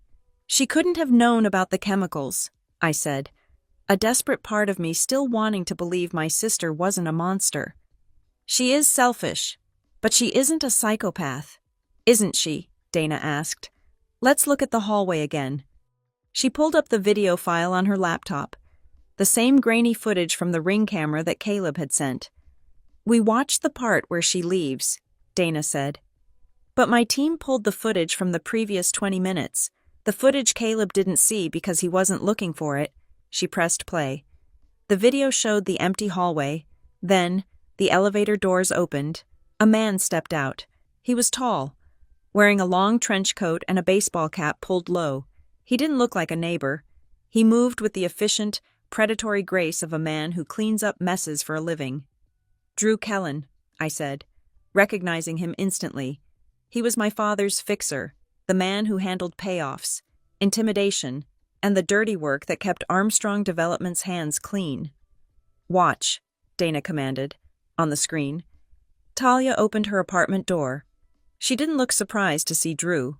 She looked expectant. Drew reached into his pocket and pulled out a black phone, the ruggedized one. The one used to book the Uber. He handed it to Talia. She took it, nodded, and then handed him something in return. It looked like a set of keys. They traded, Dana said. He gave her the burner phone to book the ride. She gave him what keys to the apartment, keys to the car. No, I said, squinting at the screen. Those are the keys to the file cabinet in the home office, where Wade keeps his backup hard drives. Drew Kellen was in the apartment, Dana said. While Talia was taking the kids downstairs, Drew was inside. That is who edited the route. That is who typed the note on the desktop. Talia played the role of the frazzled mother, putting the kids in the car. Drew made sure the car went to the trap. She knew, I said. She looked him in the eye and took the phone. She knew she was sending them to a trap. She is a pawn, Alice, Dana said. But a willing one. Wade probably promised her the world. A new house. A trust fund for the kids. Or maybe he just threatened to cut her off, like he threatened you. Do this. Help me create this diversion, and I will take care of you forever. She sold her children, I said, for a payout. And she sold you, Dana added. Don't forget that. You were the sacrifice. You were supposed to be the one the police arrested. You were supposed to be the one looking incompetent and dangerous. And when Wade offered you that $50,000 at the station, that wasn't just hush money, that was bait. If you had taken it, you would have admitted guilt. You would have become an accessory after the fact. I stood up and walked to the window. The city looked different now. It wasn't just buildings and streets. It was a grid of lies constructed by men like my father, who viewed people as raw materials to be used and discarded. So what do? I asked, turning back to Dana. We have the evidence. We go to the police. We show them the saved place. We show them Drew Kellen. If we go to the police now, Dana said, Wade will trigger his contingency. He will claim Drew went rogue. He will claim Talia was tricked. He will throw them under the bus to save himself, and he will use his lawyers to bury the connection to Gate 6 until the chemicals are moved. I don't care about the chemicals, I said. I care about the fact that he is dangerous. He needs to be stopped. He will be, Dana said. But we have to be smart. We have the hearing tomorrow. Talia is going to take the stand. She is going to stick to the script Wade gave her. She is going to say you agreed to babysit, and she made a mistake with the address. Dana smiled. And it was the most terrifying thing I had ever seen. We are going to let her say it. We are going to let her lie under oath. And then, we are going to ask her one simple question. What question? I asked. We are going to ask her to open the Uber app on her phone, Dana said. The personal one, the one she claims she used. But she didn't use it, I said. She used the burner. Exactly, Dana said. She won't have the ride history.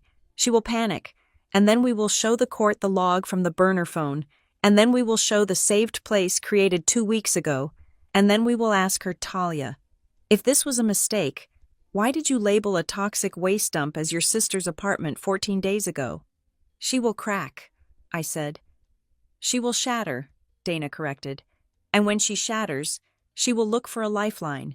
She will look at her lawyer. She will look at her parents in the gallery. And when she realizes they aren't going to save her, that is when she will give us Wade. I sat back down.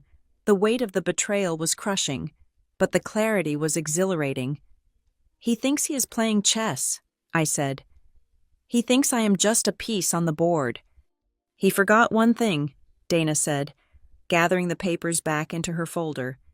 He forgot that you are the one who designs the board. You are an urban planner. Alice, you know how structures are built, and you know exactly where the weak points are. Gate 6, I said. That is the weak point. We aren't just going to win custody, Dana said. We are going to invite the EPA to the hearing. I have a contact in the regional office. If I subpoena the property records for Gate 6 as part of the danger assessment for the children, it becomes a matter of public record. You are going to expose the illegal dumping through a family court case, I said, realizing the brilliance of it. Wade wants to keep the port out of the press. Dana laughed. I am going to make the port the centerpiece of the trial.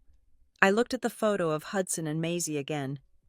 They were smiling in the picture, oblivious to the fact that their grandfather saw them as logistical assets and their mother saw them as currency. Do it, I said. Burn it all down. Get some rest. Alice, Dana said. Tomorrow is showtime, and wear something red. It projects power. Wade hates red. I walked out of the office, my mind racing. I thought about the text message I had sent Caleb. Hold the line. I took out my phone and typed a new message to him. They didn't just target me, they targeted the kids to cover a crime. Talia met with Drew Kellen before she left. Check your closet safe. See if the spare keys are missing. 3 minutes later, the reply came. Safe is open. Keys are gone. And Alice, I found something else. A receipt in the trash for a parking garage near Gate 6. Dated last week. Bring it. I typed back. The Uber ride wasn't an accident. The location wasn't a mistake. The saved place was the smoking gun. My family hadn't just failed me. They had hunted me. And now, I was the hunter. The family court of Philadelphia is a place designed to strip you of your dignity. One fluorescent-lit hour at a time, it smelled of floor wax, stale coffee, and the unique, sharp scent of anxiety that comes from people watching their lives being dismantled by strangers in black robes. I sat at the defendant's table next to Dana Caldwell. I was wearing the red suit she had told me to wear. It felt like armor, stiff and bright against the sea of gray and beige that filled the room. My hands were folded on the table, clutching a pen so hard that my fingers had gone numb. On the other side of the aisle sat the opposition. My parents, Wade and Serena, were in the front row of the gallery, directly behind the plaintiff's table.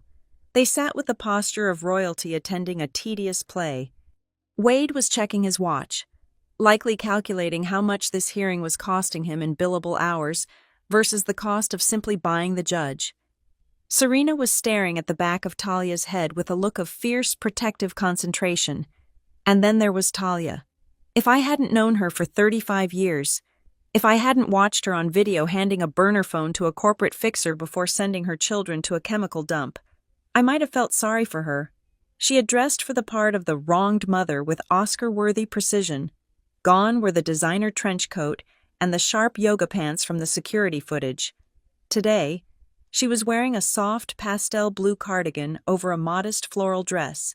Her hair was pulled back in a loose, slightly messy bun, suggesting she was too distraught to care about her appearance.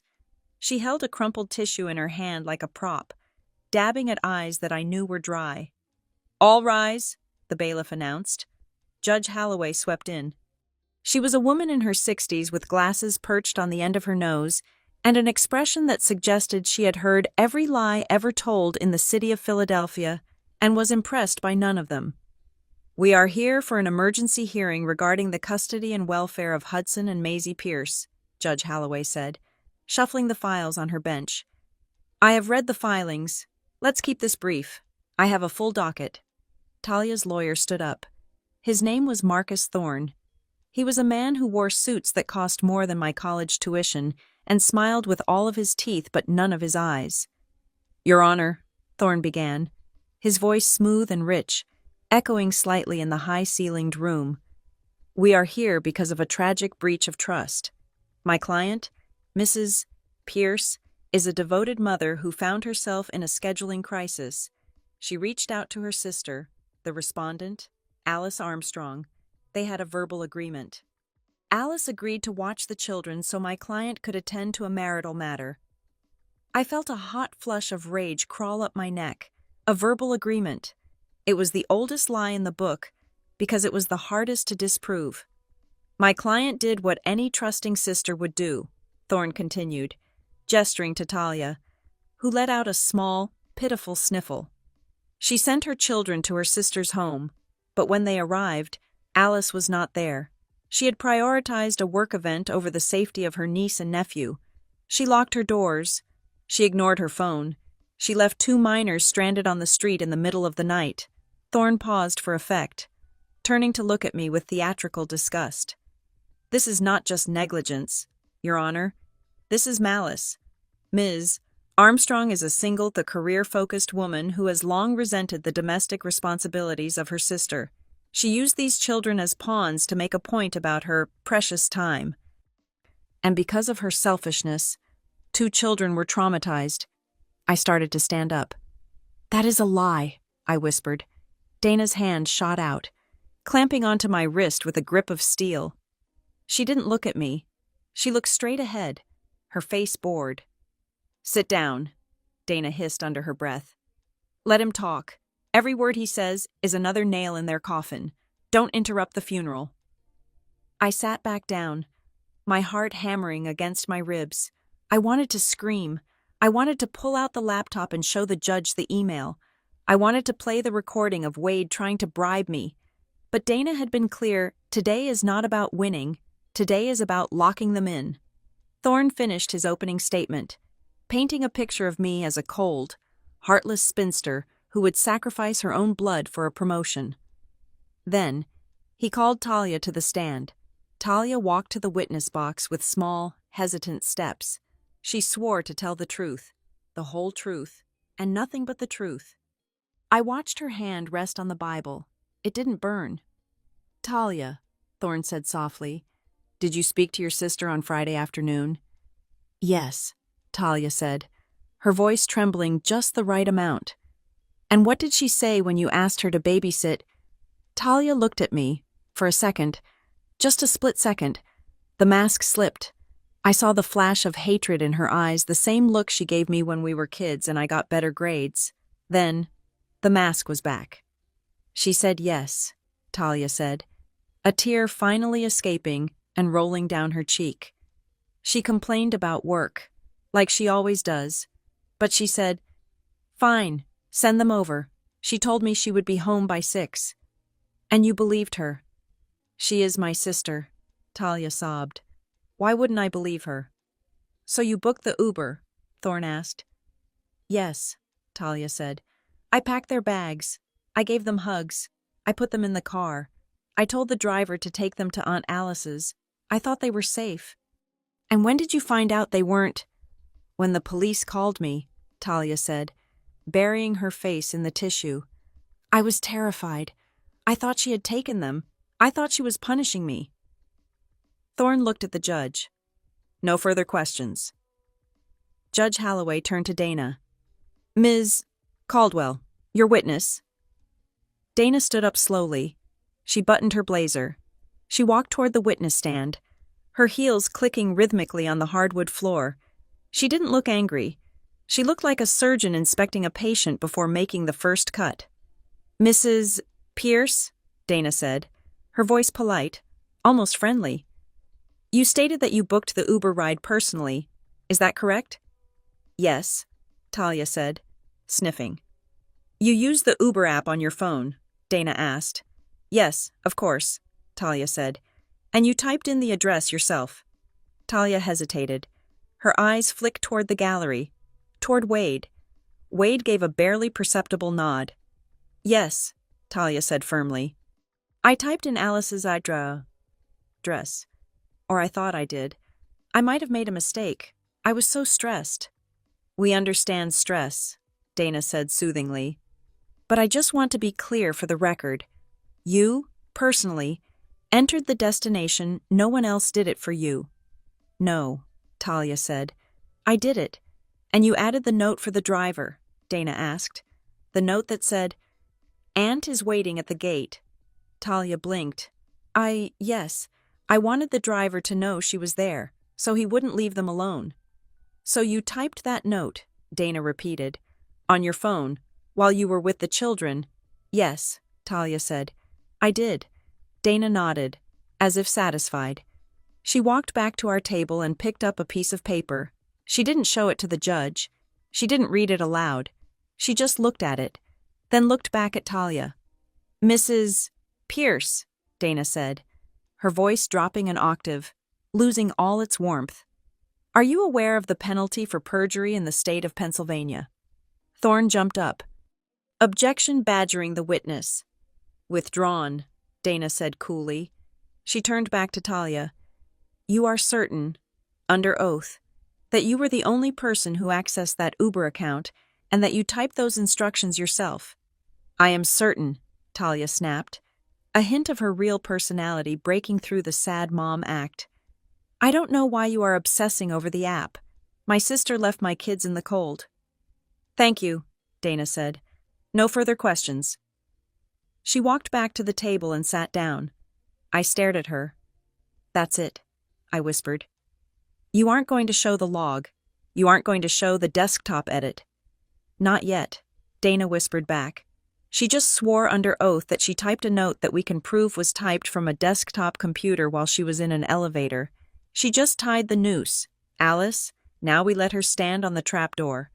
The judge looked over her glasses at both parties. "This is a he said, she said regarding the verbal agreement." Judge Holloway sighed, rubbing her temples. However, the fact remains that 2 children ended up at a secure port facility in the middle of the night.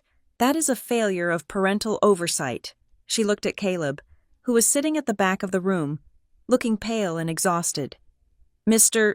Pierce, the judge said, you currently have physical custody.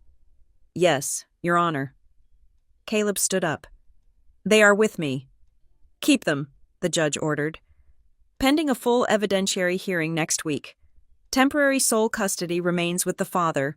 Mrs. Pierce, given the erratic nature of the transport arrangement, I am granting you supervised visitation only, 2 hours, twice a week, at a court-approved center. Supervised? Talia gasped.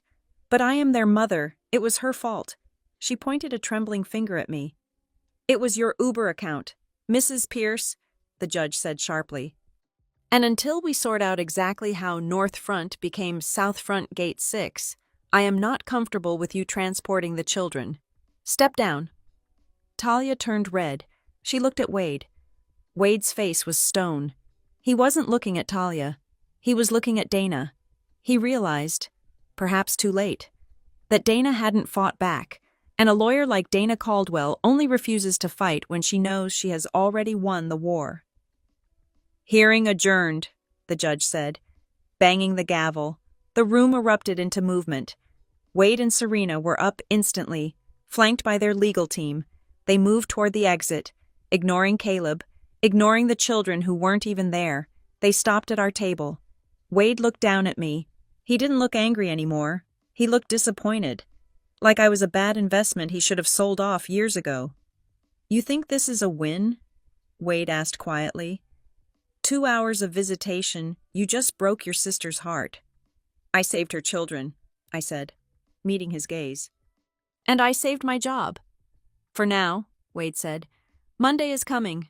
Alice, I hope your presentation is bulletproof, because I hear the Heritage Foundation is looking very closely at their partnerships. He turned and walked away. Talia lingered behind him. She wasn't crying anymore. The tissue was balled up in her fist. She looked at me, her eyes red-rimmed but dry. You always were a jealous bitch, she hissed. You couldn't handle that I had a family and you had nothing, so you tried to steal them. I didn't steal them. Talia, I said. You mailed them to a shipping container. Mom and Dad will fix this, she said, a smirk touching the corner of her mouth. They always fix it, and when they do, you are going to be the one who ends up with nothing. No job, no family, just your empty apartment. She spun around and followed her lawyers out the door. I sat there, feeling the adrenaline crash. I felt sick. I felt dirty.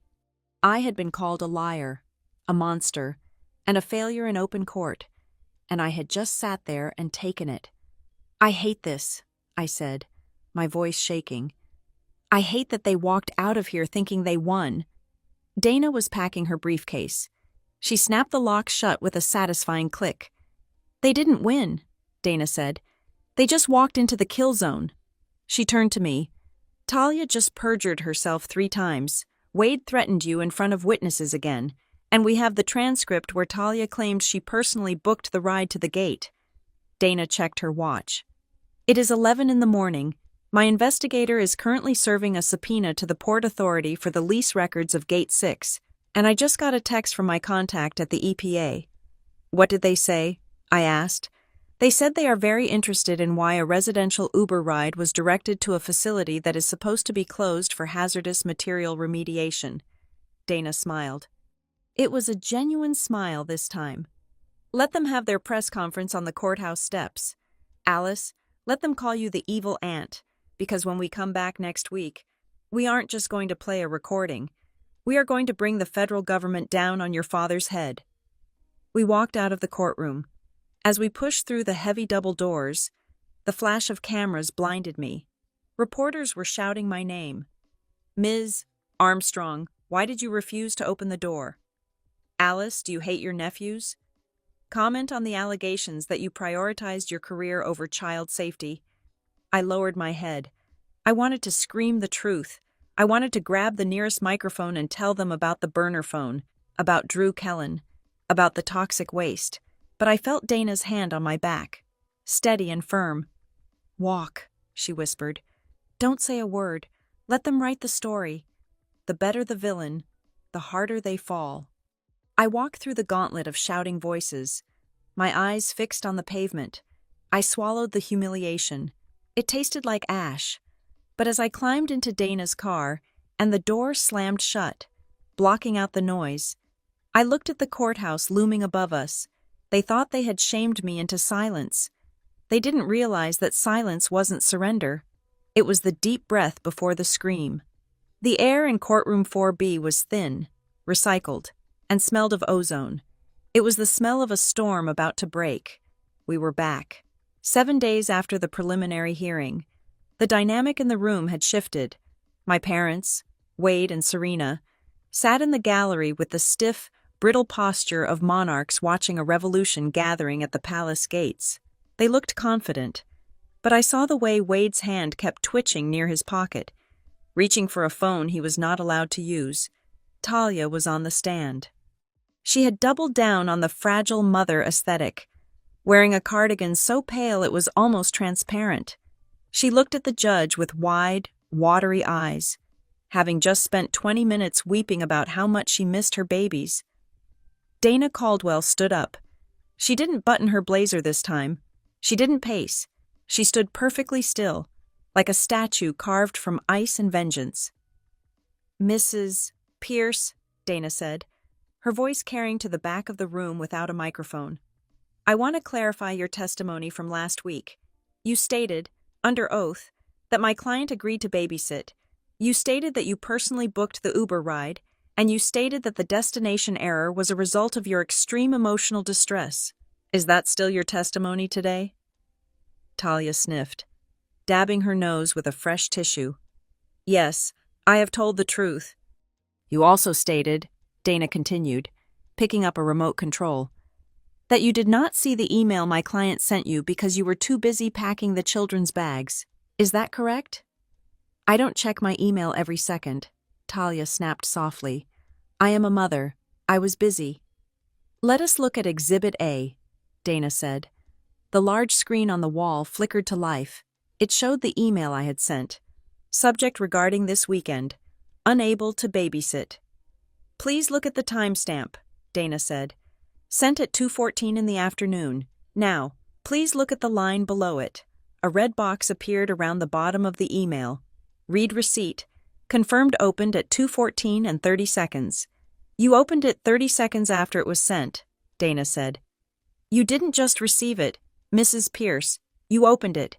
You read the words, 'Do not bring the children,' and yet, 5 hours later, you put them in a car. Why?"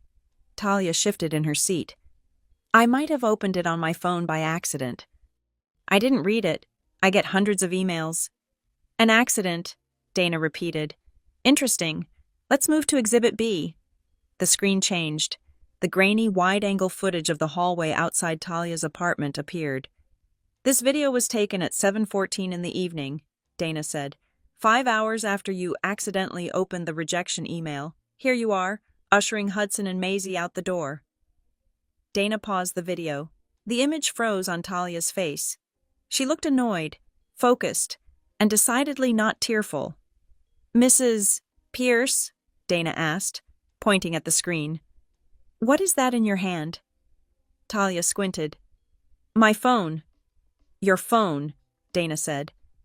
"Your personal phone is an iPhone in a pink glitter case. We established that in Discovery. The device in your hand in this video is black.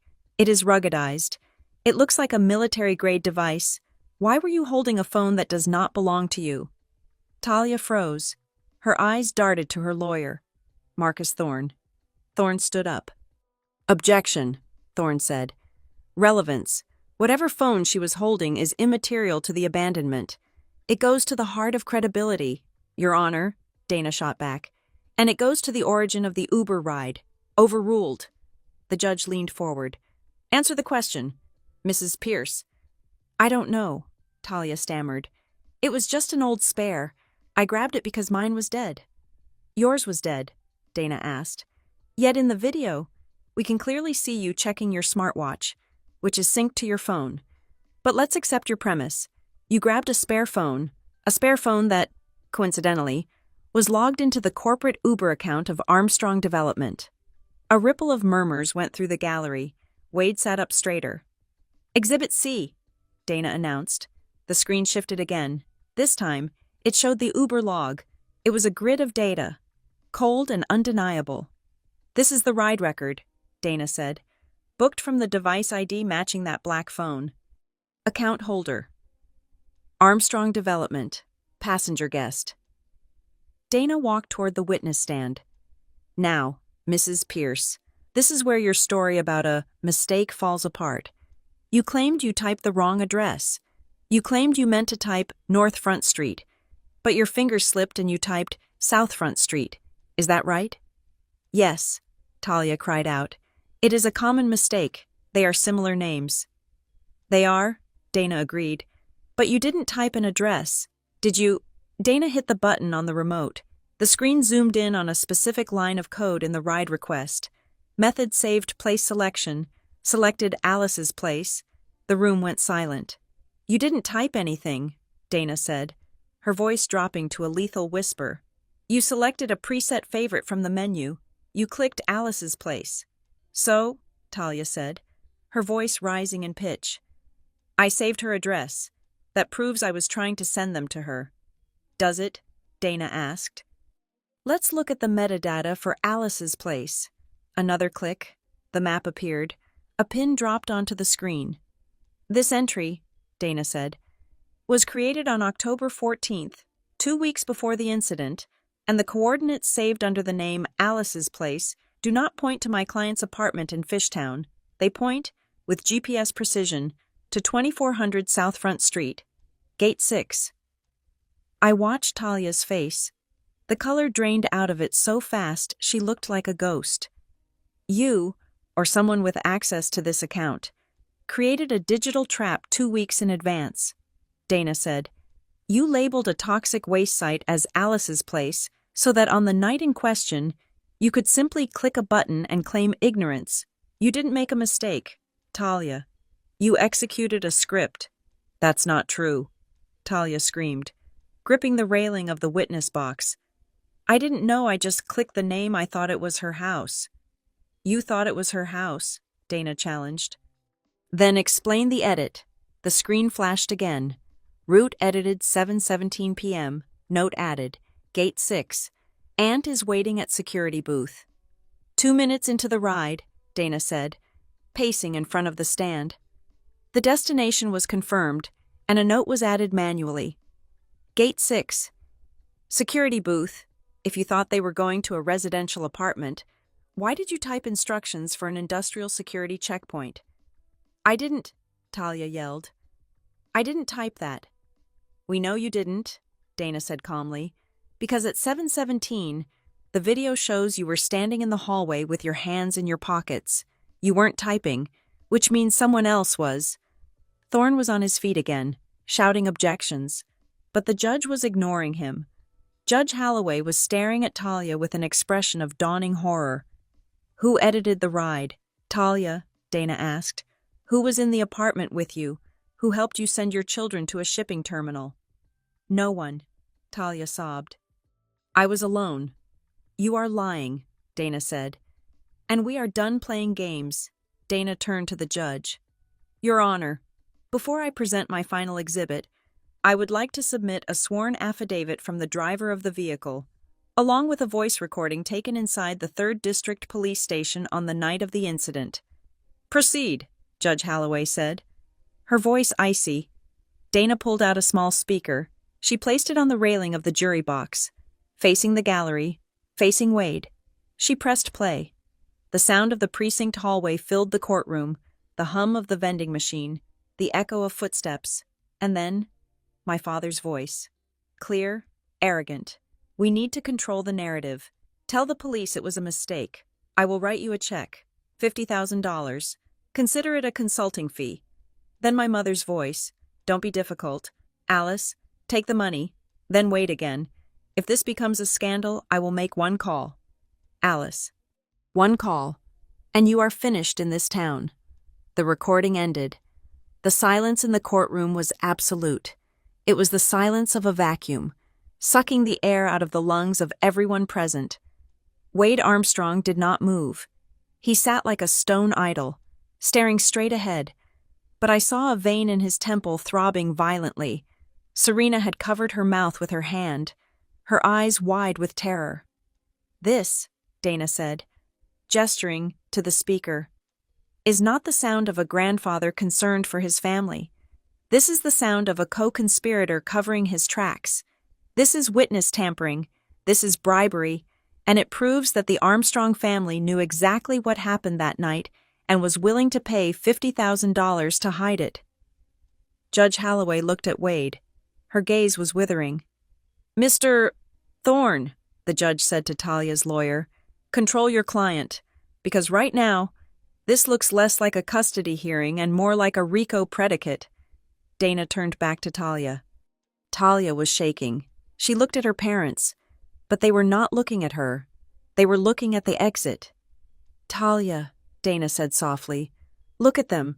They aren't going to save you. They are going to let you go to jail for child endangerment and perjury, unless you tell the truth, right now." I, Talia stammered. "Who typed the note?" Dana asked. "Who created the Alice's Place label? Who told you to send the kids to Gate 6? "I don't know about the label," Talia cried out. "I just saw it on the list. Dad said, just use the company account because it is faster. I just clicked Alice's Place." "You admitted it," Dana said, pouncing like a tiger. "You admitted you saw the label Alice's Place on a company account you don't normally use. You admitted Wade told you to use it." "He said it would be fine," Talia wailed. "He said you would be there." "Did he?" Dana asked. "Or did he say that he needed a diversion? Did he say that he needed police activity at Gate 6 to cover up what was happening inside?" "Objection!" Thorne screamed. "Speculation. There is no evidence of any activity at Gate 6. "Actually," Dana said, "there is." She pointed to the screen for the final time. "Exhibit E," Dana said. "CCTV footage from the lobby of the Armstrong building, 20 minutes before the children were put in the car." The video played. It showed the elevator doors opening. It showed Drew Kellen walking out. It showed him handing the black phone to Talia, and it showed Talia handing him a set of keys. "We know who Drew Kellen is," Dana said to the room. "He is Wade Armstrong's head of security, his fixer, and here he is, handing the murder weapon the phone used to book the ride to the mother, and in exchange, she hands him the keys to the Armstrong home office." Dana leaned over the railing, her face inches from Talia's. "Drew Kellen was in your apartment, wasn't he? He was on the computer. He edited the route. He typed the note. And you let him. You traded your children's safety for a burner phone and a pat on the head from Daddy." "I didn't know," Talia screamed, her voice breaking into a hysterical shriek. "He just said he needed to send a shipment. He said if I sent the kids to the gate, the guards would be distracted and his truck could get out. He promised the driver would take care of them. He promised they wouldn't get hurt." The courtroom erupted. Reporters were typing furiously. The bailiff was shouting for order. Judge Holloway was banging her gavel so hard, I thought the handle would snap. "Order!" the judge bellowed. "Order in this court." But I didn't look at the judge. I looked at Wade. He had finally moved. He had slumped back in the bench, his face gray, his eyes hollow. He knew. He knew that his daughter, the one he had protected and coddled and used, had just destroyed him. She hadn't just admitted to endangerment, she had admitted to a conspiracy to distract federal security at a port terminal to facilitate an illegal shipment. Dana stood in the center of the storm, calm and collected. She looked at me and gave a nearly imperceptible nod. It was over. The lie was dead, and the truth was uglier than anyone had imagined. "Mrs. Pierce," Judge Holloway said, her voice cutting through the noise like a knife, "you are remanded into custody immediately pending charges of child endangerment and perjury. Bailiff, take her." "No!" Talia shrieked as the officer moved toward her. "Daddy, help me." But Wade Armstrong didn't stand up. He didn't pull out his checkbook. He sat there, watching his empire crumble, knowing that he was next. I sat at the table, my hands still folded. I took a deep breath. It didn't taste like ozone anymore. It tasted like air, clean, cold, honest air. The chaos in the courtroom was a living thing. It swirled around the witness stand where Talia sat, trembling and exposed, her confession about the shipment still echoing off the mahogany walls. She had pulled the thread that unraveled the entire tapestry of the Armstrong family lie. But Dana Caldwell was not finished. She did not just want the thread. She wanted to burn the loom. "I call my final witness," Dana announced, her voice cutting through the murmurs of the gallery. "Detective James Lipton, Digital Forensics Unit, Philadelphia Police Department." A man in a sharp gray suit walked to the stand. He carried a laptop and an air of clinical detachment that terrified guilty men. He was sworn in. "Detective," Dana said, skipping the pleasantries, "you have analyzed the digital footprint of the Uber ride in question. You have heard Mrs. Pierce testify that a third party, Mr. Drew Kellen, was present in her apartment and accessed a desktop computer at the exact moment the ride destination was modified to Gate 6. Can you confirm if the digital evidence supports this?" "I can," Detective Lipton said. He opened a folder on his lap. The modification to the ride, specifically the addition of the note regarding the security booth, originated from a static IP address registered to the residential unit of Talia and Caleb Pierce. However, the user login for that specific session was not a personal email. It was a secure VPN tunnel. "A VPN tunnel," Dana repeated for the court. "Where did that tunnel connect to?" "It connected directly to the internal server of Armstrong Development," Lipton said. "Specifically, to the logistics dashboard used for fleet management. The user credentials used to authorize the edit belonged to an administrator account." "And whose account was it?" Dana asked. Lipton looked at his notes. "The account is registered to Wade Armstrong." The gasp from the gallery was audible. Wade Armstrong stood up. His face was a mask of purple rage. The composure he had maintained for decades of boardroom battles shattered in an instant. "This is ridiculous," Wade bellowed, his voice booming. "I was not in that apartment. My credentials are used by my staff all the time. You cannot pin this on me." "Mr. Armstrong," Judge Holloway slammed her gavel down with a force that made the water pitcher on her bench rattle. "You are an observer in this courtroom. You are not a lawyer. You are not a witness. Sit down immediately, or I will hold you in contempt." Wade remained standing for a second too long, his chest heaving, his eyes locked on Dana. He looked like a man who was used to buying his way out of gravity. Suddenly realizing he was falling, slowly, painfully, he sank back onto the bench. Serena grabbed his arm, her knuckles white, her eyes wide with a terror I had never seen in her. "Thank you, Detective," Dana said. She turned to the judge. "Your Honor, we have established that the ride was a setup. We have established that it was facilitated by Armstrong Development Resources. But the question remains, why? Why would a grandfather orchestrate a scenario that put his own grandchildren at a toxic waste site in the middle of the night?" She walked back to our table and picked up a single sheet of paper. "We know about the shipment," Dana said, "but we also know about the cleanup. This brings me to Exhibit F." She placed the paper on the projector. It was the email Wade had sent to Gideon Shaw at Brickhaven Civic Studio, the email threatening to pull the Heritage Foundation funding if I wasn't fired. "This email was sent at 8:30 in the morning on the day after the incident," Dana said. "Before any investigation had concluded, before anyone knew the truth, Mr. Armstrong threatened to destroy my client's career unless she took the fall. He needed Alice Armstrong to be the villain. He needed the police to focus on a negligent aunt so they would not look closely at what was happening inside Gate 6. Dana then held up a second document.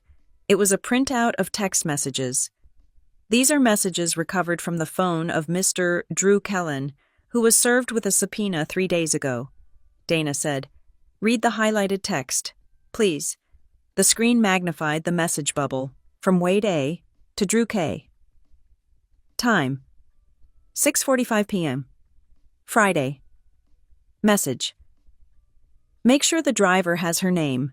If the cops stop him at the gate, it needs to look like a domestic dispute. We need 30 minutes to clear the loading dock. From Drew K. to Wade A. Time: 6:47 p. Friday. Message: the sister is the perfect patsy. Talia is on board. We are go. The silence that followed was absolute. It was the silence of a tomb. I looked at Talia. She was staring at the screen, her mouth slightly open. She read the words over and over. The sister is the perfect patsy. Talia is on board. She turned slowly in her seat to look at her parents. You said... Talia's voice was a broken whisper that carried across the quiet room. You said it was to help me. You said Alice needed to be taught a lesson.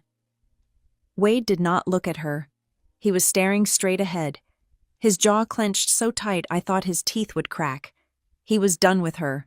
She had served her purpose, and now that she was broken, he was discarding the pieces. He didn't care about you, Talia, I said softly from my seat. And he didn't care about me. He just needed a distraction for his truck. Talia let out a sound that was half sob, half scream. She looked at the judge, her hands shaking violently. I didn't know about the text, she cried. I swear, he just told me to use the app. He told me Alice would be there. He lied to me too. That is enough, Judge Holloway announced. She set her pen down with a finality that signaled the end of the Armstrong reign. I have heard enough, the judge said. Her voice was cold, precise, and devoid of patience. This court was convened to determine the custody of 2 children. Instead, it has uncovered a criminal conspiracy involving endangerment, fraud, and obstruction of justice. She looked at Caleb. Mr. Pierce, effective immediately, you are granted full sole legal and physical custody of Hudson and Maisie Pierce. You have the authority to make all medical, educational, and housing decisions. Mrs. Pierce is to have no unsupervised contact with the children, Talia wailed, burying her face in her hands. Furthermore, the judge continued, looking at Talia with pity and disgust. Mrs. Pierce, your visitation will be limited to 2 hours a week at the Court Supervision Center. Pending a psychological evaluation and the outcome of the criminal investigation, do not test me on this. Then, Judge Holloway turned her gaze to the gallery. She looked at Wade and Serena Armstrong. Mr. and Mrs. Armstrong, she said, you are not parties to this custody suit, but you are now parties to a crime scene. I am forwarding the transcript of this hearing, along with all exhibits including the text messages and the recording of your bribery attempt to the district attorney's office. I am recommending immediate charges for witness tampering, conspiracy to commit child endangerment, and fraud. Wade stood up again. You can't do that. Do you know who I am? I built half this city. And you can sit in a cell in the city you built, Judge Holloway snapped. Bailiff, remove Mr. Armstrong from my courtroom. He is disrupting the proceedings and threatening the bench. 2 court officers moved toward the gallery. Wade looked at them, then at the judge, then at me. His eyes were filled with a pure, distilled hatred. He pointed a shaking finger at me. You ungrateful little... Remove him, the judge ordered. The officers grabbed Wade by the arms. For a second, he resisted. He jerked his shoulder back, his suit jacket tearing. It was a moment of pathetic, flailing violence. The great Wade Armstrong, the man who moved zoning boards with a whisper, was being dragged out of family court like a common drunk. Alice, he shouted as they pushed him toward the doors. You are dead to us. You hear me? You are nothing. The doors burst open. The hallway was filled with press. The cameras flashed like lightning, capturing the image that would end his career. Wade Armstrong, disheveled and restrained, shouting threats at his own daughter while being ejected by the police. Serena scrambled after him, shielding her face with her designer purse, running from the wreckage she had helped create. The doors swung shut, muffling the chaos outside. The courtroom was quiet again. Ms. Armstrong, Judge Holloway said. I stood up. My legs felt steady. My hands were not shaking. Yes, Your Honor. You have endured a significant ordeal, the judge said, her expression softening. The court recognizes your role in protecting these children. You are dismissed. Dana leaned over and whispered, We won. It is a total knockout. But it didn't feel like a game. It felt like surgery, necessary, bloody, and life-saving. I walked out of the courtroom. The reporters were swarming around Wade and his lawyers down the hall. So the immediate area was clear. Caleb was standing by the bench, hugging Hudson and Maisie. They had been brought in from the waiting room after the shouting stopped.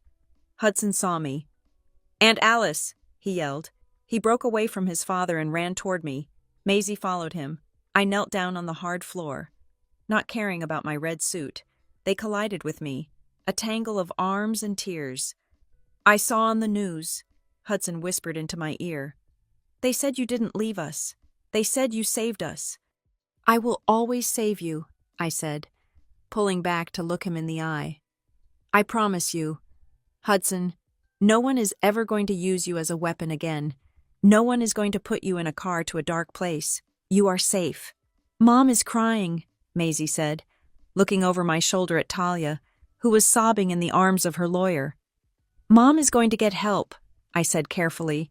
"But right now, you are going to go with your dad, and we are going to have a lot of pizza this weekend. Okay." "Okay," Maisie sniffed. Caleb walked over. He looked 10 years older than he had last week, but he looked lighter. The burden of the Armstrong expectations was gone. "Thank you, Alice," he said, "for saying no. If you had just agreed, if you had just gone along with it." "I know," I said, "but I didn't." I stood up. I watched them walk away. Out the side exit to avoid the cameras. I was alone in the hallway. Dana Caldwell came up beside me, snapping her briefcase shut. "You did good, kid," she said. "Wade is going to be indicted by Friday. The EPA is already raiding Gate 6. The stock for Armstrong Development dropped 12 points since the hearing started." "I don't care about his stock," I said. "I just want to go to work." Dana laughed, a dry, sharp sound. "You are your father's daughter. Aren't you all business?" "No," I said, smoothing down my jacket. "He works for power. I work for people. There is a difference." I walked out of the courthouse and into the bright Philadelphia afternoon. The sun felt different. It didn't feel like a spotlight anymore. It felt like warmth. That night, my apartment was quiet. There were no angry phone calls, no guilt-tripping texts. The silence was absolute. But it wasn't lonely. It was the silence of a fortress that had held the line. I sat at my desk. I opened my laptop. The presentation for the Riverfront project was waiting for me. The renderings of the green spaces, the pedestrian bridges, the safe pathways for families to walk. I looked at the slide I had been working on when Talia first called me. It was a design for a retaining wall, a structure built to hold back the pressure of the earth, to create a safe space for things to grow. I picked up my stylus. I had spent my whole life afraid that setting a boundary would destroy my family.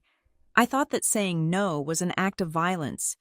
But as I worked on the lines of the wall, making them stronger, making them unbreakable, I realized the truth.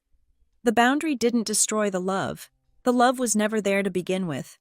The boundary only destroyed the manipulation. It destroyed the access they felt entitled to. I clicked save. The Riverfront project would be built. Hudson and Maisie would be safe. And I was still standing. My no had cost me a sister and parents, but it had bought me my life. And looking at the clean, straight lines on my screen, I knew it was a price I would pay again in a heartbeat. Thank you so much for listening to this story. I would love to know where you are tuning in from. So please drop a comment below and share your thoughts on Alice's victory. If you enjoyed this story, please make sure to subscribe to the Maya Revenge Stories channel, like this video, and hit that hype button to help this story reach even more people.